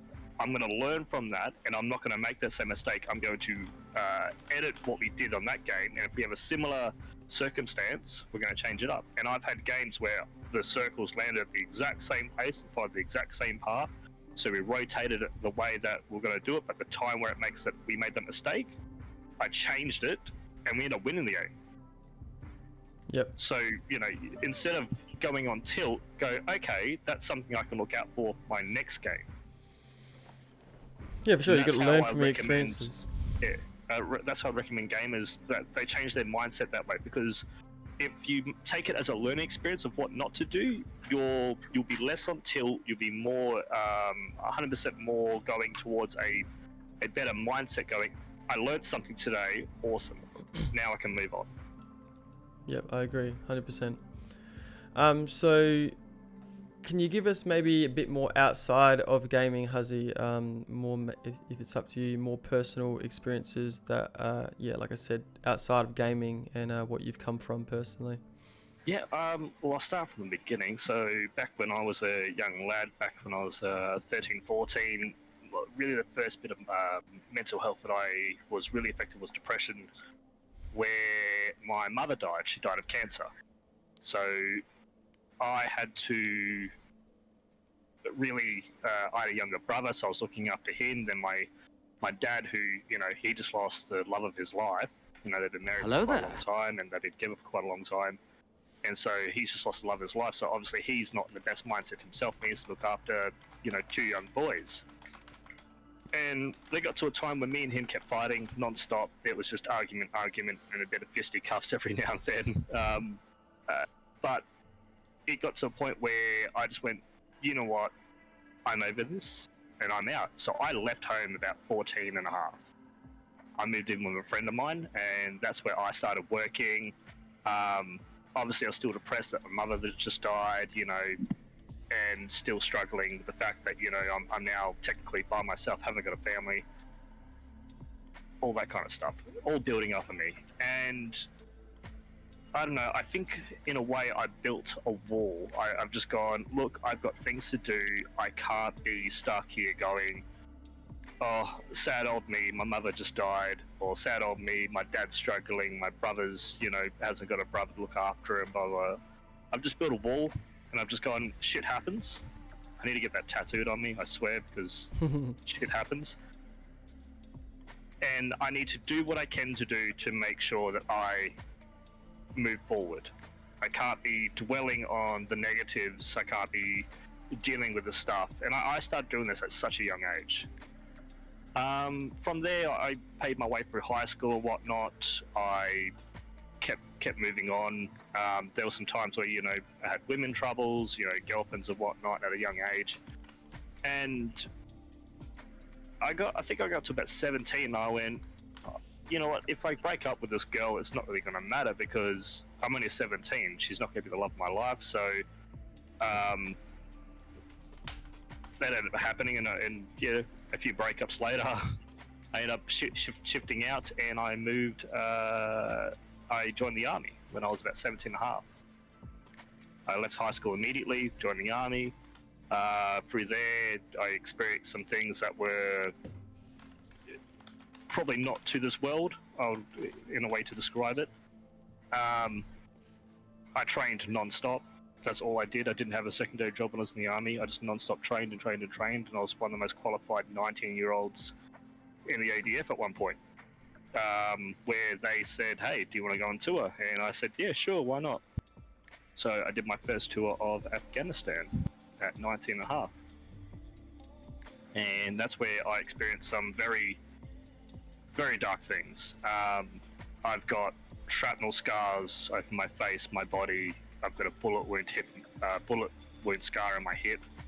I've seen friends of mine, like some of my bestest friends, blown up in front of me, just disintegrated, bits of charred hair, blood, guts, armor, just scattered all over the ground. You know, there's been a few firefights, I won't lie, I won't go into details, but there are things out there that I would hope no one would ever have to experience.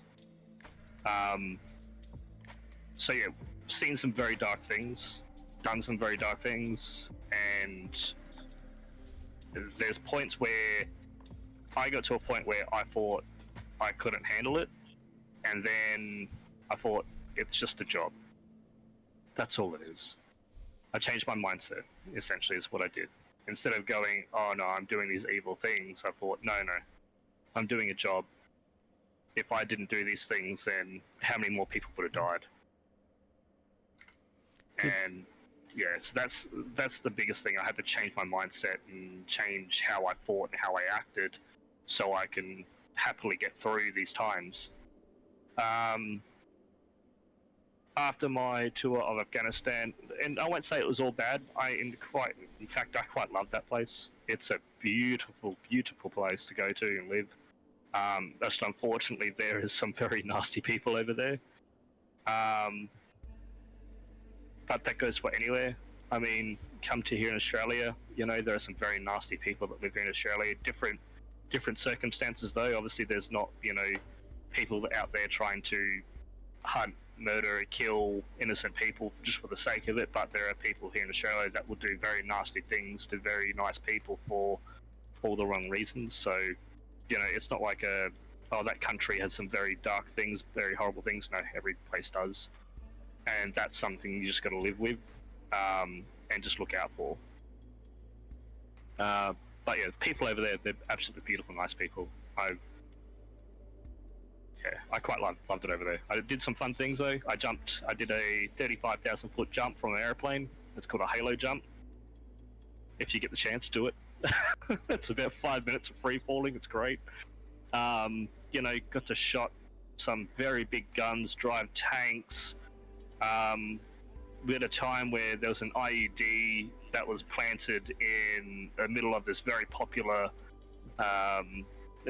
street, and we knew the area was heavily insurgent, so we went F it, we blew the street up. We evacuated everyone, just blew a big hole in the street. Yeah, great times, honestly. Very fun. I had some good things over there. How before I start, very sorry to hear about your mum. No one should lose their parents or anyone that early on. And I know this sounds very cliche, but yeah, thank you for your service. But yeah, such a cliche remark, but I think it has to be said, and I don't think people who are in that line of work get enough respect, or maybe even support after. But obviously, because you're here, how did you find the support after or during? Or did you fully just push through it yourself, or were you supplied proper support? I won't lie, I opted for I don't need help, I'm a very tough person. At the time I was, don't get me wrong, very mentally strong person. I went into alcoholism. I became an alcoholic. I was spending close to about $300 a night on booze. So that's how much I drank. I had painkillers because I injured my back. That's why I discharged. I got a very bad back and I was medical discharged. So I got on painkillers as well. So not only did I have drug and alcohol abuse, I had alcohol abuse, I had drug abuse as well. And this happened for quite a long time. It wasn't until I was in my about 3 years ago, actually. 3 years ago. I went, why? That's literally what I woke up one day and I went, why? Why am I doing this? That's literally what popped in my head. And to that day, I stopped drinking, stopped the drug abuse. I went and I didn't get a therapist. I actually went and got hypnotherapy done. Believe it or not, it doesn't work for all people. It's a mindset thing, because I'm a naturally very motivated kind of person. Like when I was in the army, I was working out 3 times a day, doing 16-hour shifts, and then going out partying every night. So I was just non-stop. I was always ready to go learn and do things new, and I was like, I want to be that person again, to the hypnotherapist. Not, yep, that's fine. And so, we sat down and we talked, and her partner was also ex-Navy, so he's also dealt with some of the very similar things that I dealt with. So she was able to understand and work with me with that kind of stuff, and going, killing people or seeing people die in front of you is not a bad thing. It's just a different part of life that happens. Not all experience it, but the ones that do just need to live with it and accept it. You can't dwell on it. Shit happens. And that's how I kept reminding myself, yeah, shit does happen, shit does happen, shit does happen. And it's not what happened, it's how you deal with it afterwards. So if you don't want it to haunt you, which there are still things, I still have PTSD, I'm not gonna lie. It's gonna be there for the rest of my life, but I'm not gonna let go. That thing happened, I'm gonna lay in bed all day. I'm not like that. I want to go, no, I want to do things, I want to get things done, I want to become successful, I want to become rich, I want to do the things that I want to do and experience the things I want to experience. And that's how I would recommend anyone and everyone with mental health, or a stigma of some sort that's haunting them, is to find new avenues, find new things. Music. If you enjoy music, go learn an instrument. Or if you want to learn an instrument, go learn how to do it on the synthesizer, on the internet. Get a program, make your own, techno beats if you like that sort of music. If you don't like that, go to sport. Find a new sport that you like. I've competed in many sports, some of them state. I would recommend learning different avenues that you're able to go do and take your mind off the negative things and focus on the positives. If you want to get into gaming, then, go do it. If you enjoy gaming, then just go for it. There's nothing holding you back. If you want to become a streamer, become a streamer. There's plenty of people in this community, in this world, that is able to help you and guide you into becoming into a god tier streamer. I myself, that's literally my entire thing. I help streamers. Sure, Maxi here, if you jump into Maxi's stream and go, hey Max, what's some tips you can give me? I'm sure he can give you some. Barator as well, he'll be able to give you some amazing tips. These two are great streamers, so if you want to get into content creation, Thank you, find someone you that enjoy. was really nice. Yeah, if you want that, these are lots and lots of things that you can go do to get your mind off the negative thoughts, and that's what I've done. To get my mind off the negative thoughts, I went down the positive things.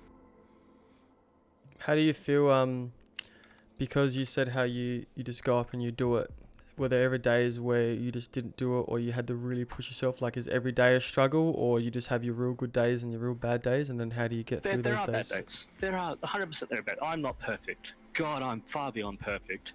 But there are days where I've just gone, I can't be arsed. I don't want to get out of bed. And I call them off days. It'll probably happen once a week, And it's a really busy day and I've got to get shit done, I do the work that I got to do really fast, get it over and done with the first couple of hours, and then just have an off day. You go, hey guys, I'm sure you've seen me message you guys going, hey, I'm going to take the day off. And then I'll sort something out, There are times where you do need those off days. If it's on a weekend, take your Sunday off. Watch Netflix. Watch your anime. Binge watch your TV shows that you want to do. Just have your off day. There's nothing. I think that's so important to recognize when you need a limit to this hustle mentality, or when to stop. And I think it's something that not a lot of us really take on board, which is when to listen to our body and our mental health, and to know when to stop and say, no, enough is enough. I need to take today for me. It's really good advice. There's a Dubai billionaire. There's guys that wear the white kind of coat things, and they're worth up to $1 trillion. There's one of those guys. I was watching a podcast, and this guy was following him, and how the life of the Dubai millionaire. So this Dubai millionaire owns multiple companies, and every day he makes at least 1.5 hours for him to work out or just chill. Every day. And he works 20 hours a day. So if someone like that, someone that busy, someone who's literally done the grind, can manage 1.5 hours just to chill out from the grind, to relax and have him time, something he enjoys, then why can't anyone else, And that's something I would recommend, having that self-care Self-care is everything. You might be on that grind to become number one, but guys, make an hour a day at least. Yeah, 100% agree with everything you said. That's crazy. Is there anything else that we'd like to talk about, Hazi, particularly, even if it's in the gaming space or stuff that you've had to deal with, that maybe not be you personally, but you've seen in the gaming? Have you seen personally a rise in, maybe not even a rise in mental health in gaming, but maybe it being seen more by us? Like, I know that personally I've seen when I first started gaming to now, even just being involved in the org space, the amount of people that are coming forward or openly saying they're having issues. Obviously, there's still those people who clickbait a little, who say it like, attention seekers, which we still got to take seriously because you never know. But I'm definitely seeing a rise in people who are openly saying they're struggling and in the gaming space. Yeah, so the day of the old ages, which, I mean, when I say old ages, I'm meaning like early 2090s, where, the manly effect still was a thing, and there's still those people out there that will not accept depression as an illness. It's coming to an end, which is awesome. The days where people are able to come out and be like, look, I'm struggling, no matter their age, sex, gender. It's great. I am happy for, if anyone even, if someone comes to me and goes, hey, I'm struggling, can I talk to you? I go, sure. Do you want me to give you advice, or do you just want to listen? Because not always people want advice. They just want someone to listen to their issue. They know what they need to do, but they need someone just to listen, to release that load and take the weight off their shoulders so they can go do the thing they need to do to fix themselves. There's a lot of those people that, they say, oh, I'm struggling, and then there's no, okay, do you want help, or are you going to do anything? And they go, no, I just want people to listen, and that's it. I don't want to fix this thing at all. It's very hard to take them serious. There's definitely a few people in the esports scene that have done this for a lot, and it's coming to the point where are you actually in trouble, or are you just doing this for clickbait? And I hate that because I feel like it almost demeans people who do have serious issues. It can get quite frustrating, but it's hard because you have to take them all seriously because you never know. But it's just annoying when maybe you dive a bit deeper and you find out there was no issue. They were just sort of saying it, and it's just like, oh man, just like for the clout. Yeah. It's because we're psychologically designed to work out what it is we get attention for. There are people out there that will pretend to be victims of horrible stuff, or may even be victims of things and be dealing with it, but also still want recognition and attention, and will act like they're not dealing with it, or they are struggling to deal with it, just so they can get a positive response, just so they can be told how brave and special they are and how great it is that they're speaking out, and get all this positive affirmation.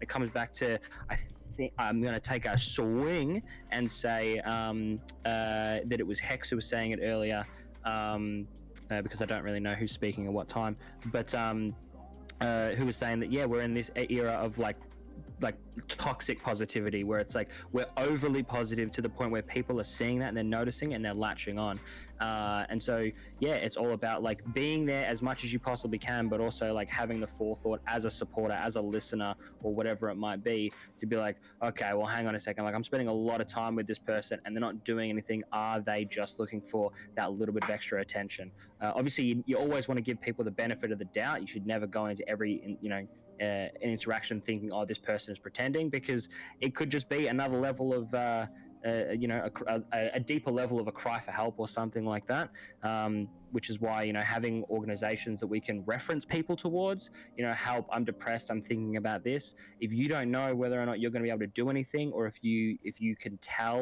feel like you can tell this person is just going to talk to you about a bunch of stuff, make you feel bad for them, and then not do anything about it, and emotionally exhaust you.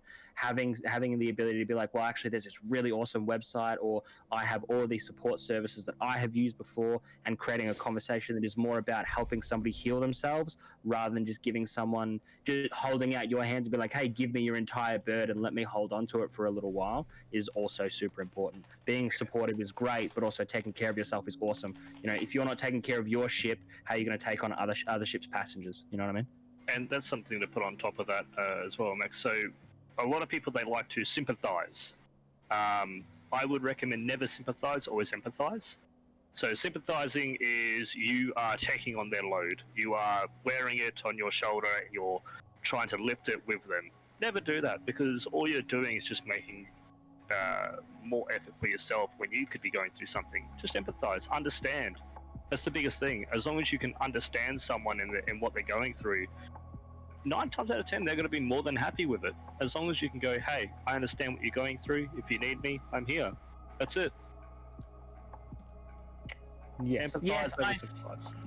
I would agree, but also at the same time, I understand where you're coming from. But empathy is all about obviously putting yourself in the position where you can experience somebody else's feelings. Sometimes that is not very safe, and it could put you in a negative space. So I wouldn't necessarily say that sympathy or empathy are interchangeable. But yeah, I get where you're coming from. Yeah, it's a bit more. How can I say it? Sympathy is understanding, empathy is feeling. Like, that's the easiest way to kind of break it down. So, you know what I mean? Like, you can understand where somebody's coming from and without putting yourself in any kind of danger. Or, you know, if you're going through stuff, if you're depressed, if you have anxiety and stuff like that, and someone else comes on and they're dumping, you know, their depression and their anxiety on you, you empathize with them, that can push you over the edge. So again, it's all about kind of, you know, understanding your own personal limits and understand there are people out there that are qualified, that have the ability in a variety of different ways and variety of different experiences that can be subjective and can help that person a lot more than you sitting there and being like, that really sucks, or I feel the way that you feel, or yeah, I'm there with you. Because at the end of the day, it doesn't really do all that much. It's great to have somebody, or you know, that can support you, but it's infinitely better when we have tools that we can pass back and forth. Do you know what I mean? Like, if you're in your backyard, you tell me, hey, my lawnmower's broken, I can come and empathize with you and be like, oh man, I'd be real mad if my lawnmower's broken. Or I can sympathize with you and be like, man, the lawnmower being broken really, really sucks. Or I can just be like, oh dude, I've got some tools in my shed and I know exactly how to fix this lawnmower. Let's dig into it together. Like, where can we go? You know what I mean? So yeah, the way it came from is when I was working in the prison system. So we had a lot of inmates who were they're very, you know, they've gone through very hard lives. You know, they probably abused, sexual abuse when they were younger and whatnot. They've probably seen a lot of their friends die in front of them for the things that they went through, drug, alcohol abuse, etc., etc. So we're taught to always empathize. So we go, we understand that you went through that, but that's all you're getting. If you need help, here are the tools. yeah. Because if we sympathize, then we get the long, drawn-out conversation, and then ideology can get mixed up, and that's where some people can get. In the prison sense, you could get shanked. So that's why we empathize over sympathize.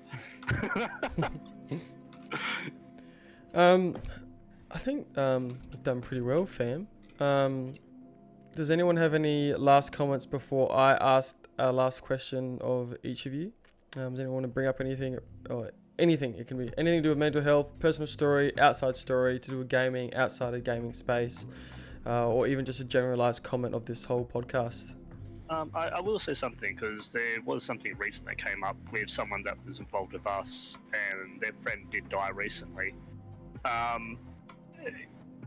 I'll give you my advice through that, because I've experienced a lot of my friends die out of my entire unit. I think there's 3 of us left out of 22. So when you experience a friend die, don't feel sad that they died, feel happy that they lived. Embrace the memories of their life. Yeah, that's the best thing I could Yeah, probably give like- someone. It's, you don't want to dwell on them going, oh, they're gone forever. go, you know what, I'm happy that I was around for when they were around and I got to experience things with them, and that the time that I did spend with them, there was some goods and there was some bads, but I'm happy that the time that was there was there. That's probably the best thing I could probably give someone. Yeah. That's why, and on that sort of topic of like enjoying that, like, you know, they lived. That's why I find my most, obviously everyone can do their own thing their own way, but my personal experience and how I would like it for if it happens to me, is when I go to, say, funerals, when it's a celebration, when it's more of a party and it's talking about the good times and the laughing and telling all the old stories, rather than ones where, you know, obviously there's people who want to do that style and that's fine, but I think that's a really great way to memorialize someone, an old friend, and have it be a happy time, and like you said, like, be happy that they lived and sharing the good times, rather than sitting there and maybe being sad. And, you know, that's just my personal experience when it goes into that side of things. Yeah. Does anyone else have any last things they want to bring up or comments before I ask a final question?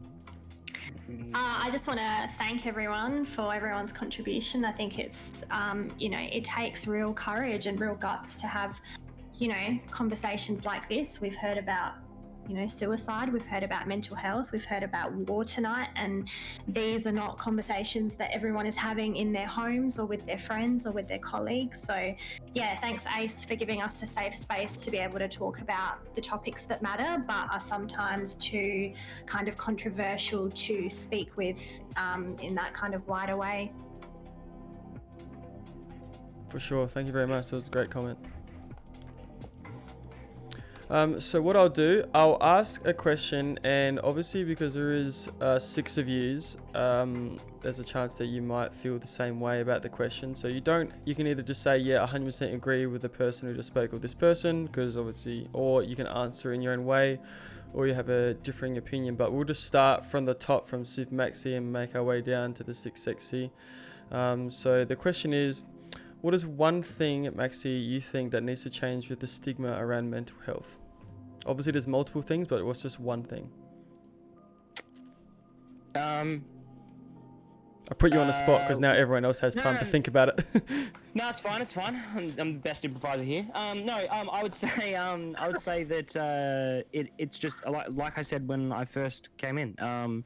It's, in my opinion, nothing is more harmful than buzzwordy copy-paste responses and conversations. It's all well and good to talk about, you know, the harsh realities of the internet and how bad it is to be depressed, and how there are so many you know, tools at your disposal and stuff like that, you know, and but being able to have a genuine and honest conversation when nothing is held back.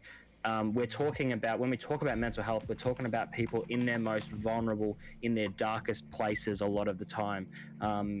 And being able to have a conversation where we're as honest and as true as we possibly can be, and we don't hide anything, we don't put a veil over anything, you know what I mean? I think that is what needs to change. I think we need to have the ability to be able to expose those gnarly parts of mental health, and I think that if that doesn't happen, we are in for a very, very long and bumpy ride, because it's all well and, yeah, like I said, it's all well and good when we talk about, you know, like one of the most premium examples that I've had is, like, a lot of young kids, they'll say that they don't know how to tell their parents what they're thinking about doing, because when you tell someone, oh, I'm thinking about killing myself, that's really all you've said. But when you put into words like the things that you're thinking about, which none of it we don't do, you know, it's just not something that we generally do because we don't want to freak people out. But if we can normalize those conversations, I think, you know, and a lot of people think, and there have been studies done that, you know, just having those conversations are healing and help you kind of deal with what you're going through and stuff. But I think that if we don't change that, a lot of people are just going to be left in the dark because their particular issues aren't being addressed, because we're being too general and too blanket. So if we lift everything up and stop being so careful around the subject, then yeah. Yeah, agreed. Talking to parents is definitely a hard thing to do, but I would recommend any young person or even people in their mid to late 20s, 30s, they still got parents around. Go talk to them. Just be like, hey, mum, dad, look, I'm struggling. This is what's happened. These are my thoughts. Can I get some help, or can you give me advice that would help me? And I can 100% say that your parents will try to do the best that they can to make sure that you are safe and healthy. And obviously, there are going to be, I won't say all parents. There are some parents out there that probably shouldn't be parents. I'm not gonna lie. But I'm hoping, I'm praying that the parents the young ones out there that do have, all the people that do have around there are supportive and will help you.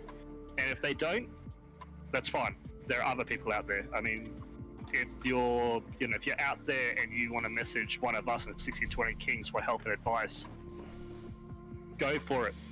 I don't think anyone in 1620 Kings would turn you away. If you don't want to talk to someone like that, you got, CheckPoint, who have actual professionals who are trained in this kind of stuff, who will 100% help you. It's just a click away on your mouse. Instead of going to Twitter, type CheckPoint. And that's all you got to do. There's plenty of help out there, and I would 100%, if you're struggling, go seek help. All right. Next, Barito. Did you want me to repeat the question, or you good? Burrito. Every time, man, I go to your stream, I see the burritos.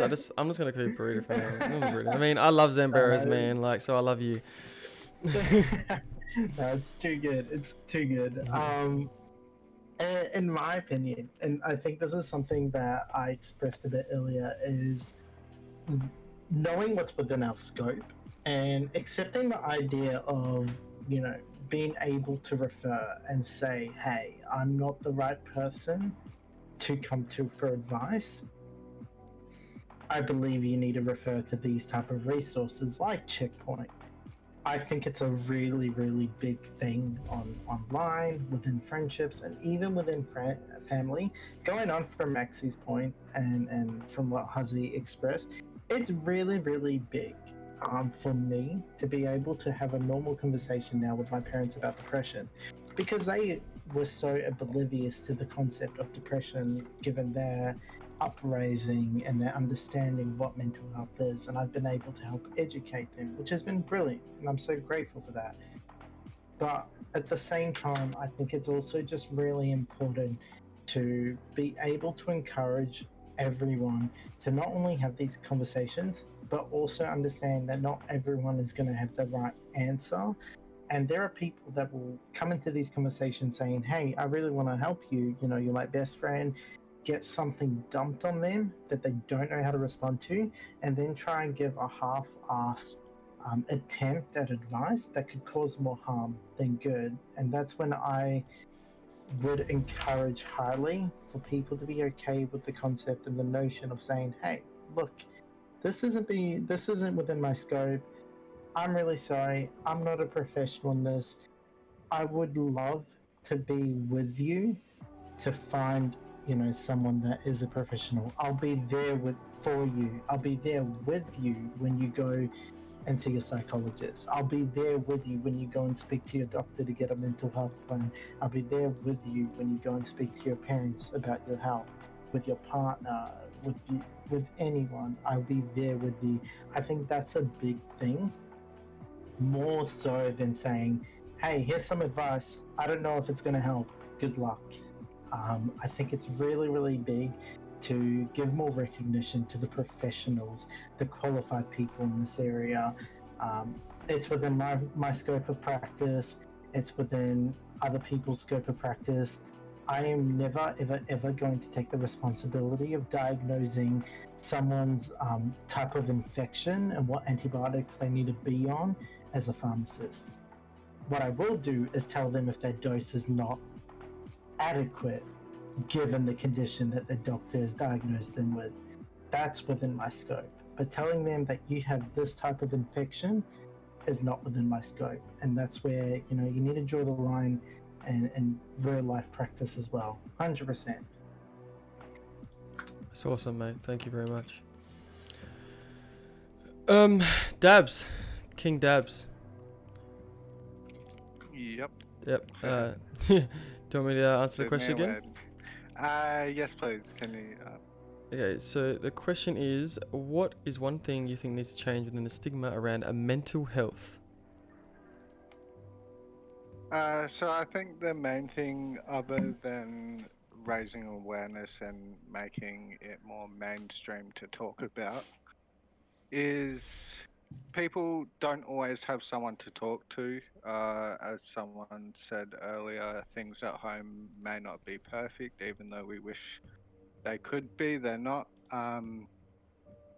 So yeah, I think the main thing is raising awareness of not only to make it mainstream to talk about, but where you can go, the services that you can go seek professional help. So that's part of our whole reason of this fundraiser is not only are we trying to bring it more mainstream so we can talk about all these issues, it's also to raise awareness of, look, if you don't feel comfortable talking to your friends, any one of us at 1620, or you know what I mean, then we want to point you in the right direction to someone who you can talk to. You don't have to book an appointment, go at this time, and then say you got social anxiety, and that steps in, and it's like, all right, well, now I don't want to go to my appointment. I'm going to stay home and I'm going to reschedule, and I'm never going to go to this appointment. Well, the good thing about CheckPoint is you don't have to do that. You can jump in a video. I'm pretty sure they got voice calls, so they can have a video call with you, they can have a voice call with you, they can have a text chat with you. You can choose what way you want to go about it. And yeah, so I think the main thing for me is, yeah, letting people know where they can go to gain professional help. That's awesome. Thank you so much, Dabs. Hex, how you going over there? Do you want me to rephrase the question, or you got it? No. I think I've got the question. But I did want to clarify that CheckPoint itself doesn't offer mental health treatment. Sorry. There are people there are people there that are happy to have conversations about mental health, but we don't offer any kind of treatment or therapy. We offer links to resources in order for people to do those, but a lot of our volunteers are not mental health professionals, so we can't say, like, we don't actually offer mental health treatment. Yeah, so if it's something, Just to yeah, clarify. yeah. So if it's something more minimal, that statement that yeah, you know, CheckPoint alongside like lifelines that actually do have professionals, they have Yes. excellent resources associated with that. I just hopped on CheckPoint's website on my screen at the same time while we were having this podcast, and I could view so many resources associated with like games that are great for your mental health, similar to what Maxi said, to descriptions of like what certain type of mental conditions are, depression, psychosis, addiction, which I think was really, really good to have on the side, anxiety. So I should have actually clarified that, but I do appreciate you elaborating, so thank you. Yeah, no, that's okay. I just wanted to make sure that I clarified that, because I didn't want people thinking that they would immediately be able to come to our Discord and have their mental health issues magically fixed. It doesn't quite work like that. Sorry, but what people can do is come to CheckPoint and start having that conversation. And we have a number of people in CheckPoint that can direct you to other resources that will be able to provide you with more professional help. Yeah, for sure. Aside from that, in answer to the question, I think one of the big things that would help with reducing the stigma around mental health is making people realize that having mental health issues is actually normal. It's not, something that makes you, it's not something that people should be outcast for. Like, between 30 and 50% of people will suffer mental health issues at some point in their life, whether it's a short-term situational thing or something long-term, or part of their brain chemistry that they end up living with all of their life. Mental health issues are pretty normal, and I think if people started realizing that they are normal, they'd probably be more willing to talk about them, and people would be more willing to listen to them, and people would be more willing to seek out information and resources to better educate themselves. So, yeah, for me, I think normalizing people having mental health issues would go a really long way to helping people to become more educated and have those conversations so that seeking help becomes more normal as well. Awesome. Thank you very much. Perfect. Yeah, so as we were saying before, with CheckPoint, obviously if you're having certain issues, you can go to them, you have people to talk to and vent with and maybe work out what's the best path you take, and then if they feel like it's a more serious issue that they need someone more qualified in a professional manner to handle it, they can definitely give you all the resources you ever need to assist you. We'll go from there into Huzzy. Do you got the question or want me to repeat it? Can they teach me how to be a Fortnite fella? No, I'm just kidding, sorry. Get the song out. You already got Max. What do you mean? Yeah. So pretty much what's been already discussed is pretty much the nail on the head. It's just instead of bullying someone, or instead of saying to someone, oh, what you're doing is bad, or you just need to get over it. And that's what it comes back to what I was saying before. Empathize. Just go, yep, I understand you're having issues. Hey, look, here's some things you can go do to help you. Here's CheckPoint's website. Here's a place where a lot of guys have been through similar things. What's been discussed before is just, some people aren't qualified. Your parents might not be qualified, so they might go, yeah, we'll go get you professional help. And you go, oh, well, how about I try CheckPoint, and do you mind helping me along the way, holding my hand? Or if you got friends who, might give you advice, and you feel like, the advice was good, but it's not enough. Again, you probably want to go more of the professional side of things, and that's where CheckPoint comes in. Hello there. I wouldn't say there is a perpetual stigma. I think it's still some old ways of I'm tough, I'm strong, I can do it. And that's where it's a self-realization of just going, no, I need to do this. I need to become better. Yeah. Awesome. Thank you so much. Yeah, I agree. Sophia, the Six Sexy. You got the question down, Pat? I think I do. And just to Hex's point, experiencing mental health is such a human experience, and it doesn't detract from your attraction. And I use the word attraction because I think mental health can really affect how we feel about ourselves in a very external way. So I think the way we can kind of eliminate the taboo around mental health is to realize that mental health and therapy is not a dirty word, and I would liken therapy to working out at the gym.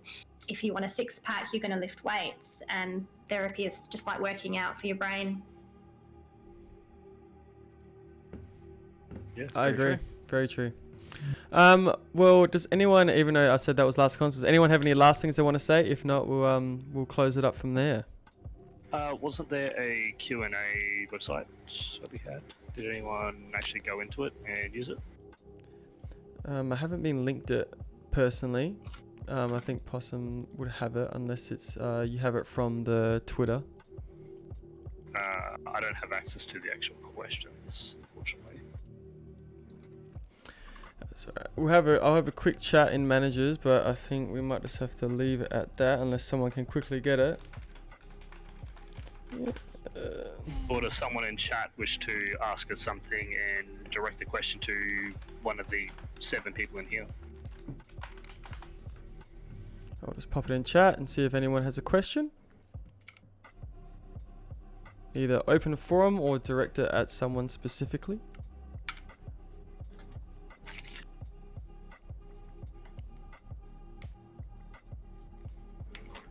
How's the stream going, Barator?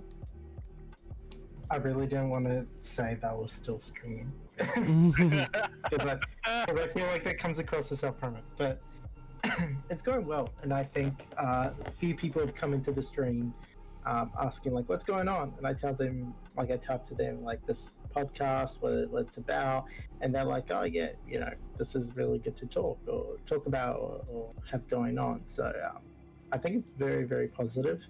After this, I'm probably going to continue being an absolute sellout, and I don't know what I'm going to play. But I've took the last 2 nights off because I was feeling a bit like unwell, and I also finished work really late on Friday, so it's nice to have a bit of a longer string going on. That's good, Oh man. God, imagine putting me on the spot like that, Ace. I gotta put you on the spot, man. I gotta put you under the pump. Get exposed, idiot. No question. Oh, okay. Doesn't look like it. Oh, it's that's zero all good. questions. I just had a look. Yeah, that's all good. That's fine. Some people don't feel comfortable typing it out. You know, you can always sometimes say stuff's anonymous, but some people just don't feel fully comfortable talking about it. But I mean, that's why we're here. You guys have come on. You've done that.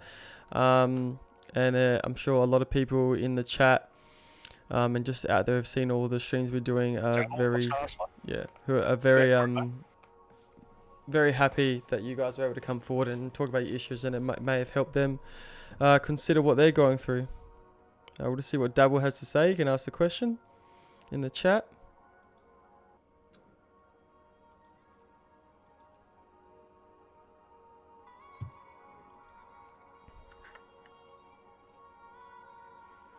That's directed at Hex. What else does CheckPoint offer? That's a pretty broad question. Obviously, you know, we said about the resources that you give out. It's a very broad question. Yeah, maybe just go over. Maybe if you want to just brush over again, because he may have came in late. Brush over what CheckPoint does as a whole and what you provide to the gaming community. Yep. So, to start with, there is the CheckPoint website, which I'm sure somebody will link in chat in a moment. That's a really good. That one's a really good place to start. There's lots of resources that we've put together there, and we have on our board both healthcare professionals and people from the gaming industry. So the information that we've provided is gamer focused, but can be used by lots of different people. And we've tried to make sure that all of the information that we have is accurate and usable. So that's a good place to start. We also have a big list of resources on the website for professional places that you can go to for assistance. If you're looking for something that is a little more community-based, we have our Gamer Mates Discord, which is a place that you can go to chat to like-minded people, talk in a safe space about mental health issues, where you won't be judged and where there are other people that will either understand where you're coming from or be happy to listen to whatever it is that you're talking about. It's also a great place to go to find other people that you want to play games with, especially if you want to team up with people to have some group games in a less toxic environment than some people sometimes encounter if they're gaming with randoms. And then in addition to that, and all of the resources that we try and update our website with, we are at pop culture and gaming events in Australia. So the one that we should be at this year is PAX Australia. We may be at others depending on how things go with events in our year of recovering from COVID, touch wood. And yeah, that's probably the best summary that I can give on the stuff that we do. But if you'd like some more information on what we do, the website's the best place to go to get yourself a little more across what CheckPoint does. Awesome, thank you. Great answer. We'll just see if anyone else that covers it. All right, beautiful. Thank you, David, for the question. That's probably a good one to finish on. I think we'll leave it at that. Again, anyone else have any last things they want to say? If not, I'll give us the closing statement. The one last thing that I wanted to say was thank you so much for getting us all together to have this conversation, and thank you 1620 Kings for fundraising for CheckPoint for this last month. It means a lot. Every dollar that does get donated to CheckPoint helps us to keep our website going and keep us creating more resources and being at events like PAX so that we can provide safe spaces and information and support. No worries. No worries. Definitely our pleasure to do that. yeah, like I said, when I joined this org, I knew straight away that these guys were interested in mental health, and obviously when I had a chat to them, I told them my interest in mental health coming from my old org, and it was just almost like an easy choice to go to CheckPoint to have something a bit closer to all our hearts, and we all love gaming. I'd just like to thank all of you for all coming in, Supermaxi, Barator, Dabs, Hex, Huzzy, Sophia from the 6Sexy. It means a lot to have you guys on here. It might not seem like much to you guys, or it might not seem like courage, but it definitely is, and a lot of people would see it as that. And to open up and to share your stories or personal advice on how to handle certain situations or what you've had to deal with. And we had a really good wide range of stories to tell. I'm sure there was someone out there with the Twitch chat, or when it goes up on YouTube, or this whole event that we've done, we had to look back and maybe go through it. And even if it's just one person that we've been able to help, it's definitely worth it on any level. So yeah, thank you all again so much. Couldn't agree more. Thanks, Ace. No problemo. Thanks for having me. No worries, Thank guys. you. Thank you all again. Thank you, everybody. Bye-bye, Fortnite.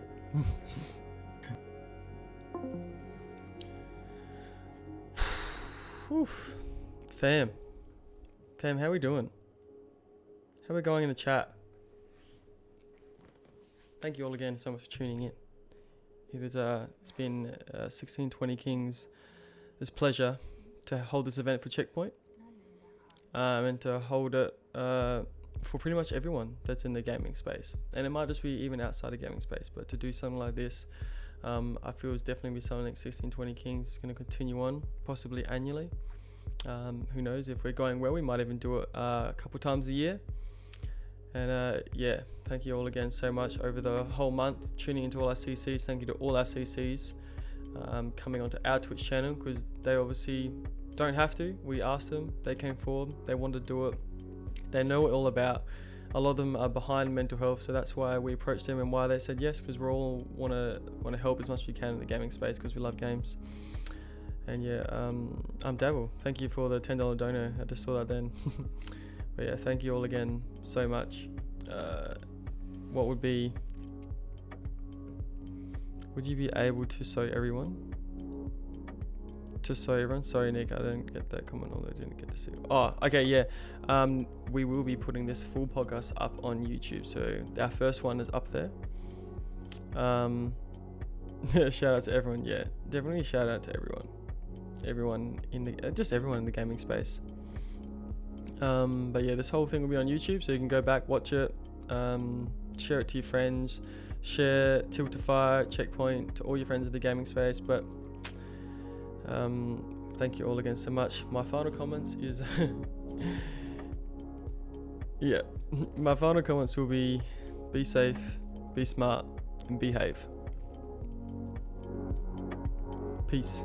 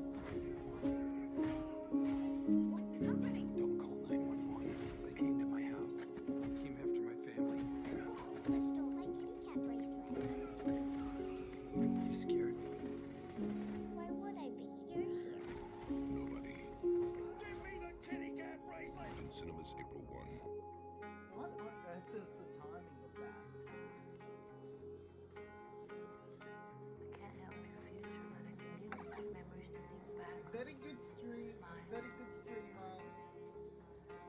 directly after the podcast goes. My God, what are the chances of that? That's so funny. That's actually so funny. I'm actually the biggest scuff streamer you'll ever meet. Very good, very nice. Whoa!